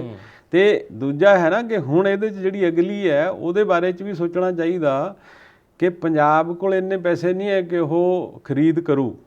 ਜੇ ਕਣਕ ਤੇ ਝੋਨੇ ਦੀ ਖਰੀਦ ਹੈ, MSP ਤੁਸੀਂ ਕਰ ਲਈ, ਜੇ MSP ਦੇ ਉੱਤੇ ਵਿਕਦਾ ਨਹੀਂ ਮਾਲ ਕਿਸਾਨ ਦਾ, ਕੋਈ ਵਪਾਰੀ ਜਿਹੜਾ ਉਹਨੂੰ ਲੈਣ ਲਈ ਤਿਆਰ ਨਹੀਂ ਹੈ ਨਾ, ਕੋਈ ਹੋਰ ਪੋਲੀਟਿਕਸ ਵੀ ਚੱਲ ਸਕਦੀ ਹੈ ਇਹਦੇ 'ਚ, ਕੋਈ ਪਤਾ ਨਹੀਂ ਹੈ। ਜੇ ਅਦਾਨੀ ਉਹਨੀ ਆ ਕੇ ਖਰੀਦਣਾ ਚਾਹਣ, ਵੱਡਾ ਜ਼ਖੀਰੇਦਾਰ ਖਰੀਦਣਾ ਚਾਹੇ ਇੰਟਰਨੈਸ਼ਨਲ ਮਾਰਕੀਟ 'ਚ, ਉਹ ਨਹੀਂ ਖਰੀਦ ਸਕੂਗਾ, ਹੈ ਨਾ। ਉਹ ਜਿਹੜੇ ਬਾਹਰੋਂ ਆ ਕੇ ਖਰੀਦਣਾ, ਵੱਡੇ ਜਿਹੜੇ ਕਾਰਪੋਰੇਟ ਤੇ ਕੰਪਨੀਆਂ, ਉਹਨਾਂ ਲਈ ਤਾਂ ਇਹ ਹੈ ਕੁੰਡਾ ਕਿ ਵੀ ਤੁਸੀਂ ਨਹੀਂ ਖਰੀਦ ਸਕਦੇ। ਲੇਕਿਨ ਇੱਕ ਦੂਜੀ ਸਿਚੁਏਸ਼ਨ ਵੀ ਰਾਈਜ਼ ਹੋ ਸਕਦੀ ਹੈ ਕਿ ਤੁਸੀਂ ਜੇ ਮੈਨੂੰ ਨਹੀਂ ਲੱਗਦਾ ਕਿ ਇਸ ਤਰ੍ਹਾਂ ਚੱਲਣਾ ਚਾਹੀਦਾ ਸੈਂਟਰ ਨੂੰ ਜਾਂ ਕੇਂਦਰ ਨੂੰ ਕਿ ਠੀਕ ਹੈ ਜੀ ਤੁਸੀਂ ਪਾਸ ਕਰ ਲਿਆ, ਫਿਰ ਹੁਣ ਇਹਦੀ ਖਰੀਦ ਜਿਹੜੀ ਹੈ ਉਹ ਕਿਵੇਂ ਹੋਊਗੀ। ਉਸ ਖਰੀਦ ਲਈ ਫਿਰ ਸਾਡੇ ਕੋਲ ਜਿਹੜੀ ਖੇਤੀਬਾੜੀ ਦਾ ਪੂਰਾ ਪਲਾਨ ਹੈ ਨਾ, ਯੋਜਨਾਬੱਧ ਤਰੀਕਾ, ਉਹਦੇ ਬਾਰੇ 'ਚ ਜ਼ਰੂਰ ਪੰਜਾਬ ਸਰਕਾਰ ਨੂੰ ਸੀਰੀਅਸਲੀ ਸੋਚਣਾ ਚਾਹੀਦਾ। ਕਿਸਾਨ ਜਥੇਬੰਦੀਆਂ ਦੀ ਸਟਰਗਲ ਖਤਮ ਨਹੀਂ ਹੋਈ, ਉਹਨਾਂ ਦਾ ਮਸਲਾ MSP ਤੱਕ ਠੀਕ ਹੈ, ਪੰਜਾਬ ਸਰਕਾਰ ਤੇ ਬਾਕੀ ਪਾਰਟੀਆਂ ਉਹਨਾਂ ਦੇ ਨਾਲ ਆ ਕੇ ਖੜੀਆਂ ਹੋ ਗਈਆਂ, BJP ਨੂੰ ਛੱਡ ਕੇ ਵਿਧਾਨ ਸਭਾ ਨੇ ਉਹਨਾਂ ਦੇ ਨਾਲ ਕਰਤਾ ਕਣਕ ਤੇ ਝੋਨੇ ਦੇ ਹਿਸਾਬ 'ਚ। ਫਿਰ ਉਹਦੇ 'ਚ ਆਉਂਦਾ ਕਿ ਕੀ ਡਾਈਵਰਸੀਫਿਕੇਸ਼ਨ ਕਰਨੀ ਚਾਹੀਦੀ ਹੈ, ਕੀ ਉਹ ਫਸਲਾਂ ਉਗਾਉਣ ਲਈ ਗੱਲ ਹੋਣੀ ਚਾਹੀਦੀ ਹੈ ਜਿਹਦੀ ਡਿਮਾਂਡ ਪੰਜਾਬ 'ਚ ਹੀ ਹੋਵੇ, ਜਾਂ ਪੰਜਾਬ ਬਾਹਰੋਂ ਜਿਹੜਾ ਮੰਗਾਉਂਦਾ ਵੀ ਉਹਦਾ ਕੀ ਕਰਨਾ ਚਾਹੀਦਾ, ਕਿਵੇਂ ਹੋਣਾ ਚਾਹੀਦਾ, ਉਹਦੇ ਕਿੰਨੇ ਕੁ ਪੈਸੇ ਇਨਵੈਸਟਮੈਂਟ। ਇਹ ਸੂਬੇ ਲਈ ਕਾਫੀ ਗੁੰਝਲਦਾਰ ਤੇ ਗੰਭੀਰ ਸਵਾਲ ਹੈ ਕਿ ਉਹਦਾ ਫਿਰ ਹੱਲ ਕਿਵੇਂ ਕੱਢਿਆ ਜਾਵੇ ਤੇ ਕਿਸ ਤਰ੍ਹਾਂ ਚੱਲਿਆ ਜਾਵੇ। ਸੋ ਉਹਦੇ ਲਈ ਮੈਨੂੰ ਲੱਗਦਾ ਕਿ ਕੇਂਦਰ ਨੂੰ ਸੂਬਿਆਂ ਨਾਲ ਗੱਲ ਕਰਨੀ ਚਾਹੀਦੀ ਹੈ। ਪ੍ਰੋਕਿਉਰਮੈਂਟ ਜੇ ਉਹ ਕਹਿੰਦੇ ਆ ਵਰਬਲੀ, ਜੇ ਉਹ MSP ਰੱਖਣਾ ਚਾਹੁੰਦੇ ਆ, ਮੈਨੂੰ ਨਹੀਂ ਲੱਗਦਾ ਫਿਰ ਉਹਨਾਂ ਨੂੰ ਕਹਿਣਾ ਚਾਹੀਦਾ ਵੀ ਠੀਕ ਹੈ ਤੁਸੀਂ ਠੀਕ ਕਰਿਆ, MSP ਰੱਖ ਲਈ, ਵੀ ਕਾਨੂੰਨ ਬਣਾਤਾ। ਕਿਸਾਨ ਜਥੇਬੰਦੀਆਂ ਇਹੀ ਕਹਿੰਦੀਆਂ ਨੇ ਨਾ ਕਿ ਤੁਸੀਂ ਪਾਰਲੀਮੈਂਟ ਦੇ ਵਿੱਚ MSP ਜਿਹੜੀ ਪ੍ਰਾਈਮ ਮਿਨਿਸਟਰ ਬਿਆਨ ਦਿੰਦਾ, ਜਿਹੜਾ ਐਗਰੀਕਲਚਰ ਮਿਨਿਸਟਰ ਬਿਆਨ ਦਿੰਦਾ, ਜਿਹੜੇ ਹੋਰ ਮਿਨਿਸਟਰ ਬਿਆਨ ਦਿੰਦੇ ਆ ਕਿ MSP ਰਹੂਗੀ, ਪ੍ਰੋਕਿਉਰਮੈਂਟ ਰਹੂਗੀ। ਫਿਰ ਹੁਣ ਪੰਜਾਬ ਅਸੈਂਬਲੀ ਨੇ ਦੋ ਗੱਲਾਂ ਕਰਤੀਆਂ ਕਿ MSP ਰਹੂਗੀ, ਬਈ ਸਗੋਂ ਉਹਦੇ ਤੋਂ ਇੱਕ ਕਦਮ ਅੱਗੇ ਚਲੇ ਗਏ ਕਿਸਾਨਾਂ ਦੇ ਇੰਟਰਸਟ 'ਚ ਕਿ ਜੇ MSP ਤੋਂ ਥੱਲੇ ਤੁਸੀਂ ਖਰੀਦੋਗੇ ਫਿਰ ਉਹਨੂੰ ਸਜ਼ਾ ਹੋਊਗੀ। ਫਿਰ ਇਹ ਤਰਜ਼ ਦੇ ਉੱਤੇ ਚੌਥਾ ਬਿੱਲ ਜਾਂ ਉਹਨਾਂ ਬਿੱਲਾਂ ਦੇ ਵਿੱਚ ਅਮੈਂਡਮੈਂਟ ਕਰਕੇ, ਮਤਲਬ ਐਕਟ ਜਿਹੜੇ ਆ ਉਹਨਾਂ 'ਚ ਅਮੈਂਡਮੈਂਟ ਕਰਕੇ ਕੇਂਦਰ ਸਰਕਾਰ ਨੂੰ ਲੀਡ ਲੈਣੀ ਚਾਹੀਦੀ ਹੈ ਨਾ। ਉਹਨਾਂ ਨੂੰ ਇਸ ਗੱਲ ਤੇ ਆਉਣਾ ਚਾਹੀਦਾ ਵੀ ਠੀਕ ਹੈ ਵੀ ਅਸੀਂ ਵਰਬਲੀ ਕਹਿੰਦੇ ਆ, ਤੁਸੀਂ ਇਹਨੂੰ ਅਸੈਂਬਲੀ 'ਚ ਪਾਸ ਕਰਕੇ ਕਾਨੂੰਨ ਬਣਾਉਣ ਦੀ ਗੱਲ ਕਰਦੇ। ਫਿਰ ਉਹ ਹੁਣ ਕਾਨੂੰਨ ਬਣਾ ਦੇਣ, ਜੇ ਕਾਨੂੰਨ ਬਣਾ ਦੇਣ ਤਾਂ ਕਿਸਾਨਾਂ ਦਾ ਕੋਈ ਖਦਸ਼ਾ ਨਹੀਂ ਹੈ, ਕੋਈ ਉਹਨਾਂ ਦਾ ਭਰਮ ਭੁਲੇਖਾ ਨਹੀਂ ਰਹਿਣਾ। ਉਹਨੂੰ ਦੂਰ ਕਰਨ ਲਈ ਤਾਂ ਉਹੀ ਹੈ, ਅਦਰਵਾਈਜ਼ ਤਾਂ ਇਹ ਗੱਲਾਂ ਬਾਤਾਂ ਤੇ ਗੱਲਾਂ ਬਾਤਾਂ 'ਚ ਕਦੇ ਵੀ ਤੁਸੀਂ ਚਲੇ ਜਾਓ। ਪਰ ਸਿਚੁਏਸ਼ਨ ਕਿਸਾਨਾਂ ਲਈ, ਕਿਉਂਕਿ ਜਦ ਤੱਕ ਤੁਸੀਂ ਖਰੀਦਦਾਰੀ ਦੀ ਉਹਨਾਂ ਨੂੰ ਇੰਸ਼ੋਰੈਂਸ ਨਹੀਂ ਕਰਦੇ, ਜਿਵੇਂ ਹੁਣ ਮੱਕੀ ਦਾ ਜਾਂ ਕਪਾਹ ਦਾ ਜੋ ਰੇਟ ਹੈ, ਈਵਨ ਜਿਹੜਾ ਤੁਹਾਡਾ ਸਨਫਲਾਵਰ ਹੈਗਾ, ਸੂਰਜਮੁਖੀ ਹੈ, ਉਹਨਾਂ ਦਾ ਜੋ ਰੇਟ ਮਿਲ ਰਿਹਾ ਤੇ ਜੋ ਹਾਲਤ ਹੋ ਰਹੀ ਹੈ, ਉਹ ਫਿਰ ਉਹ ਗੱਲਾਂ ਕਿਤੇ ਮਾਇਨੇ ਨਹੀਂ ਰੱਖਦੀਆਂ ਜੋ ਸੈਂਟਰ ਦੀ ਲੀਡਰਸ਼ਿਪ ਕਹਿੰਦੀ ਹੈ। ਚਾਹੀਦਾ ਤਾਂ ਇਹ ਹੈ ਕਿ ਦੂਜੀਆਂ ਫਸਲਾਂ ਜਿਹੜੀਆਂ 23 ਦੇ ਉੱਤੇ ਹੁੰਦਾ, ਉਹਨਾਂ ਦੇ ਲਈ ਵੀ ਇਸ ਤਰ੍ਹਾਂ ਦਾ ਕਾਨੂੰਨ ਬਣੇ ਤੇ ਉਹਦੀ ਪ੍ਰੋਕਿਉਰਮੈਂਟ ਅਸ਼ੋਰ ਕਰਾਵੇ। ਤੇ ਸਰਕਾਰ ਕੋਲ ਜੇ ਉਹਨੇ ਸਾਰੇ ਲੋਕਾਂ ਨੂੰ ਅਨਾਜ ਪ੍ਰੋਵਾਈਡ ਕਰਨਾ, ਬਹੁਤ ਸਾਰੇ ਲੋਕ ਤਾਂ ਇਨਇਕੁਐਲਿਟੀ ਕਰਕੇ, ਹੈ ਨਾ ਬਰਾਬਰੀ ਕਰਕੇ ਉਹ ਖਰੀਦਣ ਲਈ ਜਿਹੜੇ ਉਹਨਾਂ ਕੋਲ ਪੈਸੇ ਹੀ ਨਹੀਂ ਹੈ, ਉਹ ਤਾਂ ਤੁਸੀਂ 15 ਦਿਨ ਲਾਕਡਾਊਨ ਦੇ ਵੇਲੇ ਉਹਨਾਂ ਕੋਲ 15 ਦਿਨ ਖਾਣ ਜੋਗੇ ਪੈਸੇ ਨਹੀਂ ਸੀ, ਪਿੰਡਾਂ ਨੂੰ ਵਾਪਸ ਮੁੜ ਗਏ। ਸੋ ਹੁਣ ਵੀ 16 ਤੋਂ 19 ਲੱਖ ਬੰਦਾ ਜਿਹੜੀ ਬਿਹਾਰ ਦੀ ਇਲੈਕਸ਼ਨ ਹੋ ਰਹੀ ਹੈ ਉਹ 'ਚ ਮਾਈਗ੍ਰੇਟਰੀ ਲੇਬਰ ਆ ਜਿਹੜਾ ਰੌਲਾ ਪਾਉਂਦਾ ਵੀ ਸਾਡਾ ਕੁਝ ਕੀਤਾ ਨਹੀਂ। ਜੇ ਤੁਸੀਂ ਉਹਨਾਂ ਨੂੰ ਅਨਾਜ ਪ੍ਰੋਵਾਈਡ ਕਰਾਉਣਾ, ਫਿਰ ਸਰਕਾਰ ਇਹ ਰੋਲ ਅਦਾ ਕਰ ਸਕਦੀ ਹੈ। ਉਹ ਫਸਲਾਂ ਅਗਵਾ ਸਕਦੀ ਹੈ, ਉਹਨੂੰ ਵੰਡ ਸਕਦੀ ਹੈ, ਉਹਦਾ ਜਿਹੜਾ ਸਾਰਾ ਤੌਰ ਤਰੀਕਾ ਨੂੰ ਬਦਲ ਸਕਦੀ ਹੈ। ਪਰ ਉਹਨੂੰ ਫਿਰ ਪ੍ਰੋ ਕਾਰਪੋਰੇਟ ਛੱਡ ਕੇ ਨਾ, ਕਾਰਪੋਰੇਟ ਦਾ ਹੇਜ ਛੱਡ ਕੇ, ਉਹਨਾਂ ਦੇ ਪੱਖੀ ਹੋਣਾ ਛੱਡ ਕੇ ਪ੍ਰੋ ਪੀਪਲ ਹੋਣਾ ਪਊਗਾ। ਪਰ ਤੁਸੀਂ ਪ੍ਰੋ ਪੀਪਲ ਹੈ ਨਹੀਂਗੇ। ਇਹ ਤੁਹਾਡਾ ਸਾਰਾ ਕੁਝ ਜਿਹੜਾ ਇਨਇਕੁਐਲਿਟੀ ਨਾ ਬਰਾਬਰੀ ਵਧੀ ਹੈ, ਉਹਦੇ ਚੋਂ ਸਪਸ਼ਟ ਰੂਪ ਚ ਉੱਭਰ ਰਿਹਾ। ਪਿਛਲੇ ਜਿਹੜਾ 20 ਸਾਲਾਂ ਚ ਹੋਇਆ, ਪਿਛਲੇ 6 ਸਾਲਾਂ ਚ ਵੀ ਹੋਇਆ, ਹੈ ਨਾ, ਉਹ ਸਾਰਾ ਕੁਝ ਹੈ। ਤੇ ਸਾਨੂੰ ਤਾਂ ਜਿਹੜੀ ਸਾਡੀ ਇੰਟਰਨੈਸ਼ਨਲ ਹੰਗਰ ਇੰਡੈਕਸ ਜਿਹੜਾ ਆਇਆ, ਜੇ ਅਸੀਂ ਉਹਨੂੰ ਹੀ ਦੇਖੀਏ ਤਾਂ ਸਾਨੂੰ ਤਾਂ ਅਨਾਜ ਲੋਕਾਂ ਨੂੰ ਦੇਣ ਦੀ ਲੋੜ ਹੈ, ਸਬਸਿਡੀ ਤੇ ਦੇਣ ਦੀ ਲੋੜ ਆ। ਉਹਨਾਂ ਲਈ ਪੈਸੇ ਕਾਰਪੋਰੇਟ ਵੱਡੇ ਘਰਾਣਿਆਂ ਤੋਂ, ਜਿਨ੍ਹਾਂ ਦੀ ਜਾਇਦਾਦ ਲਾਕਡਾਊਨ ਦੇ ਵਿੱਚ ਗਰੋਥ ਰੇਟ ਨੈਗੇਟਿਵ ਹੋਇਆ, ਹੈ ਨਾ, 23.9% ਨੈਗੇਟਿਵ ਗਰੋਥ ਰੇਟ ਹੈ। ਪਰ ਬਹੁਤ ਸਾਰੇ ਜਿਹੜੇ ਕਾਰਪੋਰੇਟ ਘਰਾਣੇ, ਉਹਨਾਂ ਦੀ ਵੈਲਥ ਵਧੀ, ਉਹਨਾਂ ਦੀ ਜਾਇਦਾਦ ਵਧੀ ਹੈ। ਤੇ ਜੇ ਉਹਨਾਂ ਦੀ ਜਾਇਦਾਦ ਵਧੀ ਹੈ, ਫਿਰ ਉਹਨਾਂ ਨੂੰ ਟੈਕਸ ਲਾਓ ਬਈ, ਕਿਉਂ ਨਹੀਂ ਲਾਉਂਦੇ? ਉਹਨਾਂ ਤੋਂ ਪੈਸੇ ਇਕੱਠੇ ਕਰੋ, ਉਹ ਪੈਸੇ ਇਕੱਠੇ ਕਰਕੇ ਜਿਹੜੇ ਗਰੀਬ ਲੋਕ ਆ ਉਹਨਾਂ ਨੂੰ ਅਨਾਜ ਤਾਂ ਦਿਓ ਨਾ ਤੁਸੀਂ। ਸੋ ਇਸ ਲਈ ਉਹਨਾਂ ਨੂੰ ਪ੍ਰੋਕਿਉਰਮੈਂਟ ਦੇ ਵੱਲ ਆਉਣਾ ਚਾਹੀਦਾ, ਕਾਨੂੰਨੀ ਤੌਰ ਤੇ ਆਉਣਾ ਚਾਹੀਦਾ। ਬਿਲਕੁਲ। ਪਹਿਲੇ ਦਿਨ ਵਿਧਾਨ ਸਭਾ ਦਾ ਸੈਸ਼ਨ ਹੁੰਦਾ, ਬੜਾ ਹੰਗਾਮਾ ਹੁੰਦਾ, ਹੰਗਾਮੇ ਦੀ ਭੇਡ ਚੜ੍ਹਦਾ, ਇਜਲਾਸ ਨੂੰ ਦੂਜੇ ਦਿਨ ਦੇ ਲਈ ਮੁਲਤਵੀ ਕਰ ਦਿੱਤਾ ਜਾਂਦਾ। ਦੂਜੇ ਦਿਨ ਸਾਰੀਆਂ ਸਿਆਸੀ ਪਾਰਟੀਆਂ ਸਰਬਸੰਮਤੀ ਨਾਲ ਬਿੱਲ ਪਾਸ ਕਰਾ ਦਿੰਦੀਆਂ। ਤੀਜਾ ਦਿਨ ਹੁੰਦਾ, ਇੱਕ ਦਿਨ ਹੋਰ ਵਧਾ ਦਿੱਤਾ ਜਾਂਦਾ। ਤੀਜੇ ਦਿਨ ਫੇਰ ਆ ਕੇ ਆਮ ਆਦਮੀ ਪਾਰਟੀ ਬਾਹਰ ਧਰਨੇ ਲਗਾ ਕੇ ਬੈਠ ਜਾਂਦੀ ਹੈ ਕਿ ਕੈਪਟਨ ਸਾਹਿਬ ਨੇ ਤਾਂ ਧੋਖਾ ਕਰਿਆ। ਦੇਖੋ, ਜਿੱਥੋਂ ਤੱਕ ਤਾਂ ਵਿਧਾਨ ਸਭਾ ਦੇ ਸੈਸ਼ਨ ਹੈ ਜਾਂ ਈਵਨ ਪਾਰਲੀਮੈਂਟ ਦੇ ਸੈਸ਼ਨ, ਇਹਨਾਂ ਦਾ ਸਮਾਂ ਘਟਦਾ ਜਾਂਦਾ over the period of time. ਮਤਲਬ ਉਹ ਹੈ ਕਿ ਬਸ ਇਹ ਹੈ, ਨਾ ਸਰਦੇ ਨੂੰ ਸੈਸ਼ਨ ਕਰੋ ਤੇ ਆਪਣੇ ਕਰਾ ਲਓ, ਇਹ ਚੱਲਣ ਹੋ ਗਿਆ, ਇੱਕ ਆਮ ਗੱਲ ਹੋ ਗਈ। ਤੇ ਉਹਦੇ 'ਚ ਇੱਕ ਦਿਨ ਦਾ ਸੈਸ਼ਨ ਕਰ ਲਓ, 4 ਦਿਨ ਦਾ ਸੈਸ਼ਨ ਕਰ ਲਓ, ਹੈ ਨਾ, ਬਜਟ ਸੈਸ਼ਨ ਵੀ ਤੁਸੀਂ 19 ਦਿਨਾਂ ਦਾ ਕਰ ਲਓ। ਬਈ ਇਹ ਵਿਧਾਨ ਸਭਾ ਜਿੱਥੇ ਲੋਕਾਂ ਦੀ ਕਿਸਮਤ, ਲੋਕਾਂ ਦਾ ਫਿਊਚਰ ਉਹ ਤੈਅ ਹੁੰਦਾ, ਤੇ ਜਿੱਥੇ ਹਰੇਕ ਗੱਲ ਤੇ ਨਿੱਠ ਕੇ ਖੁੱਲਾ ਟਾਈਮ ਦੇ ਕੇ ਬਹਿਸ ਮੁਬਾਸਾ ਹੋਣਾ ਚਾਹੀਦਾ। ਸੋ ਇਸ ਲਈ ਇਹ ਐਂਟੀ ਜਿਹੜਾ ਡੈਮੋਕ੍ਰੇਸੀ ਹੈ, ਲੋਕਤੰਤਰਕ ਜਿਹੜਾ ਜਿਸ ਤਰ੍ਹਾਂ ਦਾ ਲੋਕਤੰਤਰ ਹੈ ਉਹਦੇ ਇਹ ਖਿਲਾਫ ਜਾਂਦਾ, ਉਹਦੇ ਹੱਕ 'ਚ ਇਹੀ ਜਾਂਦਾ ਕਿ ਖੁੱਲੀ ਲੰਮਾ ਸਮਾਂ ਹੋਵੇ, ਹੋਰ ਐਮਐਲਏ ਨੇ ਕਰਨਾ ਕੀ ਹੈ, ਬਿਲਕੁਲ ਜੀ, ਉੱਥੇ ਨਹੀਂ ਜੇ ਬਹਿਸ ਕਰਨੀ।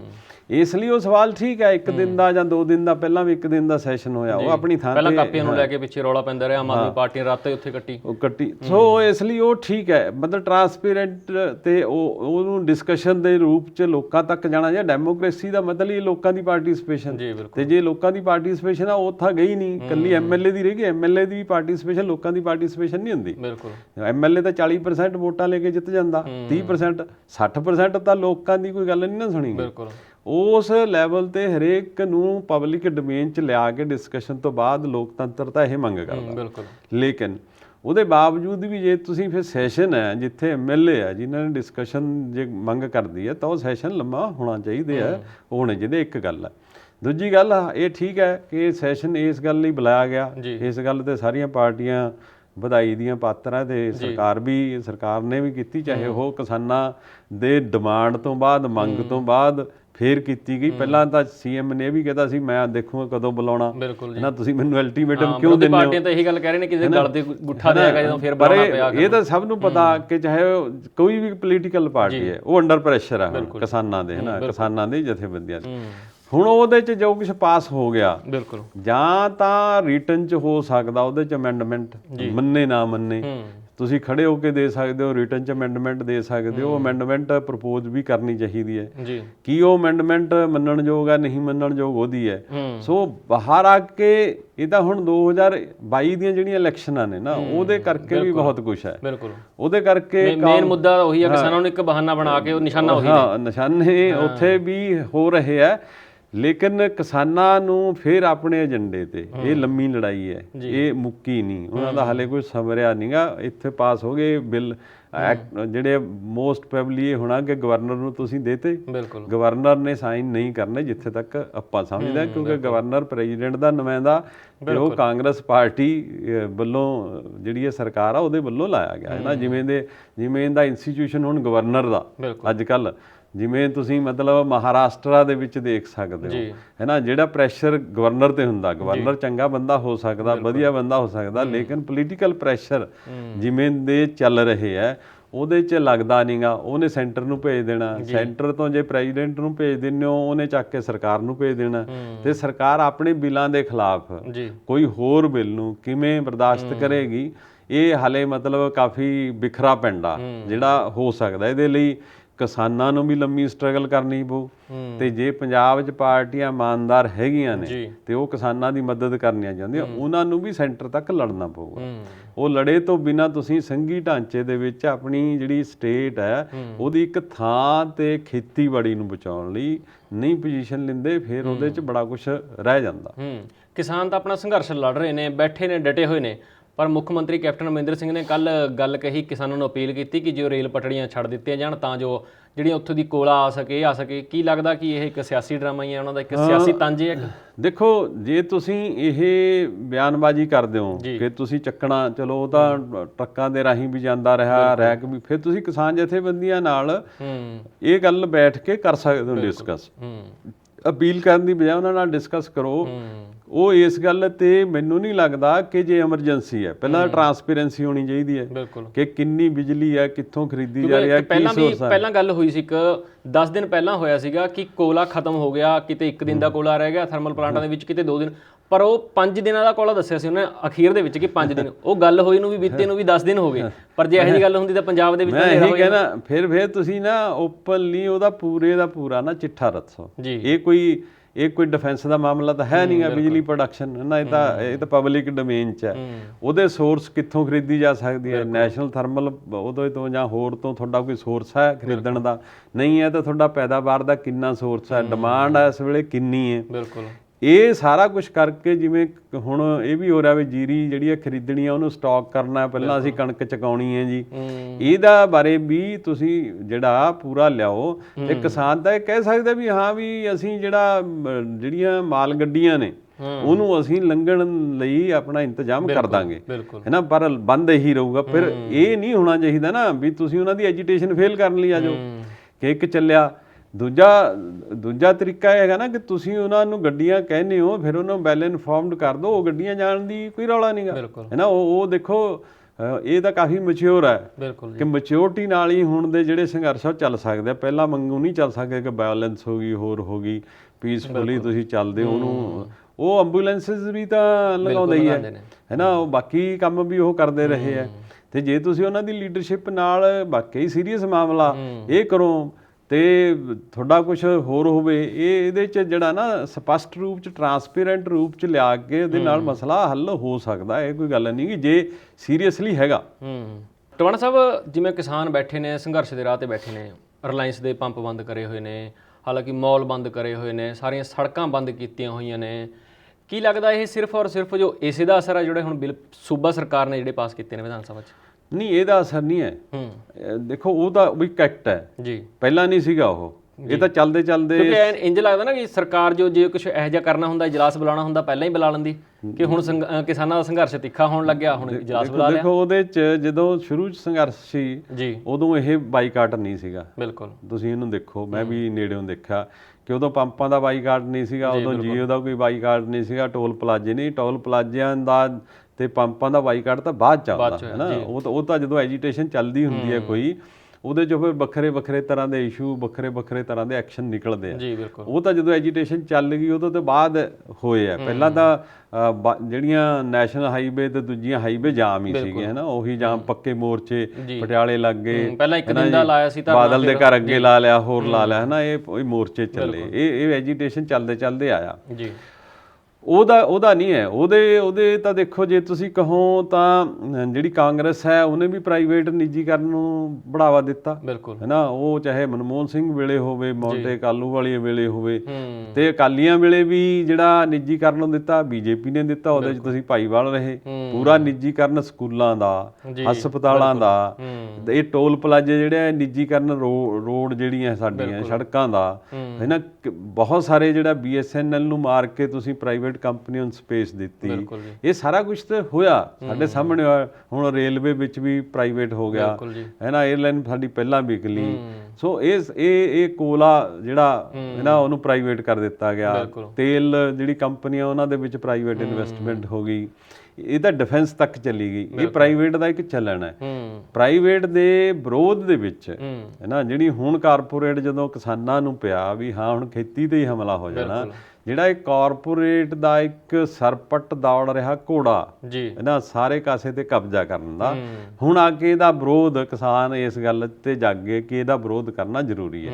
ਪਰ ਉਸ ਵੇਲੇ ਤੱਕ ਕਾਫੀ ਕੁਝ ਤਾਂ ਜਾ ਚੁੱਕਿਆ, ਹੈ ਨਾ। ਜਿਵੇਂ ਜੇ ਤੁਸੀਂ ਹੁਣ ਪ੍ਰਾਈਵੇਟ ਫੋਨ ਦੀ ਗੱਲ ਕਰੋ, ਫਿਰ ਤੁਹਾਡੇ ਕੋਲ ਆਪਸ਼ਨਸ ਜਿਹੜੀਆਂ ਬੜੀਆਂ ਲਿਮਟਿਡ ਹੋ ਜਾਂਦੀਆਂ। ਤੇ ਹੁਣ ਹਾਲੇ ਸਰਕਾਰੀ ਪੰਪ ਜਿਹੜੇ ਕੰਪਨੀਆਂ ਨੇ ਤੇਲ ਦੀਆਂ, ਉਹ ਬਚੀਆਂ ਵੀ, ਅਸੀਂ ਇਸ ਲਈ ਉਹਨੂੰ ਛੱਡ ਕੇ ਉੱਥੇ ਪਾ ਲਾਂਗੇ। ਪਰ ਇਹ ਜਿਹੜੇ ਟੋਲ ਹੈ ਪ੍ਰਾਈਵੇਟ ਕੰਪਨੀਆਂ, ਤਾਂ ਸਰਕਾਰ ਨੂੰ ਕਹਿਣਾ ਜੇ ਤੁਸੀਂ ਆਪਣੀਆਂ ਰੋਡ ਬਣਾਓ, ਇਹਨੂੰ ਬੰਦ ਕਰੋ। ਇਹਨਾਂ ਨੂੰ ਕਾਹਦੇ ਲਈ, ਮੁਨਾਫਾ ਕਮਾਉਣ ਲਈ ਤੁਸੀਂ ਦਿੱਤਾ। ਸੋ ਇਸ ਲਈ ਉਹ ਇੱਕ ਵੱਖਰਾ ਐਕਟ ਹੈ ਜਿਹੜਾ ਕਿਸਾਨਾਂ ਦੀ ਜਿਹੜੀ ਸਮਝ ਹੈ ਇਹ ਸਾਰੇ ਕਾਸੇ ਬਾਰੇ, ਕਾਰਪੋਰੇਟ ਦੇ ਹਮਲੇ ਬਾਰੇ, ਕਾਰਪੋਰੇਟ ਦੀ ਲੁੱਟ ਬਾਰੇ, ਇਹ ਤਾਂ ਉੱਥੋਂ ਨਿਕਲਿਆ, ਉਸ ਚੋਂ ਨਿਕਲ ਕੇ ਆਉਂਦਾ। ਸੋ ਇਸ ਇਕੱਲੇ ਕਰਕੇ ਨਹੀਂ ਉਹਨੇ ਦਿੱਤੇ।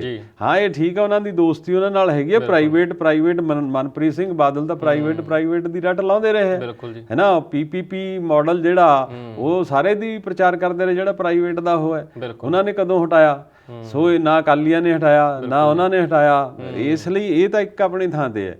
ਇਹ ਤਾਂ ਕਿਸਾਨ ਜਥੇਬੰਦੀਆਂ ਦਾ ਇਸ ਦੀ ਸਮਝ ਚੋਂ ਨਿਕਲਿਆ ਵੀ ਇਹਨਾਂ ਦਾ ਬਾਈਕਾਟ ਕਰ ਦਿਓ, ਹੈ ਨਾ। ਉਹ ਆਪਣੇ ਥਾਂ ਤੇ ਇੱਕ ਐਕਟ ਜਿਹੜਾ ਉਹਨਾਂ ਨੇ ਕੀਤਾ, ਉਹਦੇ ਚੋਂ ਨਹੀਂ ਨਿਕਲੇ। ਇਹ ਨਿਕਲਿਆ ਜਿਹੜਾ ਨਾ, ਉਹ ਤਾਂ ਕਿਸਾਨੀ ਜਿਹੜਾ ਸੰਘਰਸ਼ ਹੈ ਤੇ ਜਿਹੜੀ ਪੋਲਿਟਿਕਸ ਹੋ ਰਹੀ ਹੈ, ਤੇ 2022 ਦੀਆਂ ਜਿਹੜੀਆਂ ਚੋਣਾਂ, ਇਹ ਉਹਦੇ ਚੋਂ ਬਹੁਤ ਕੁਝ ਨਿਕਲ ਰਿਹਾ, ਹੈ ਨਾ। ਬੜਾ ਕੁਝ ਤਾਂ ਉੱਥੋਂ ਆ ਰਿਹਾ।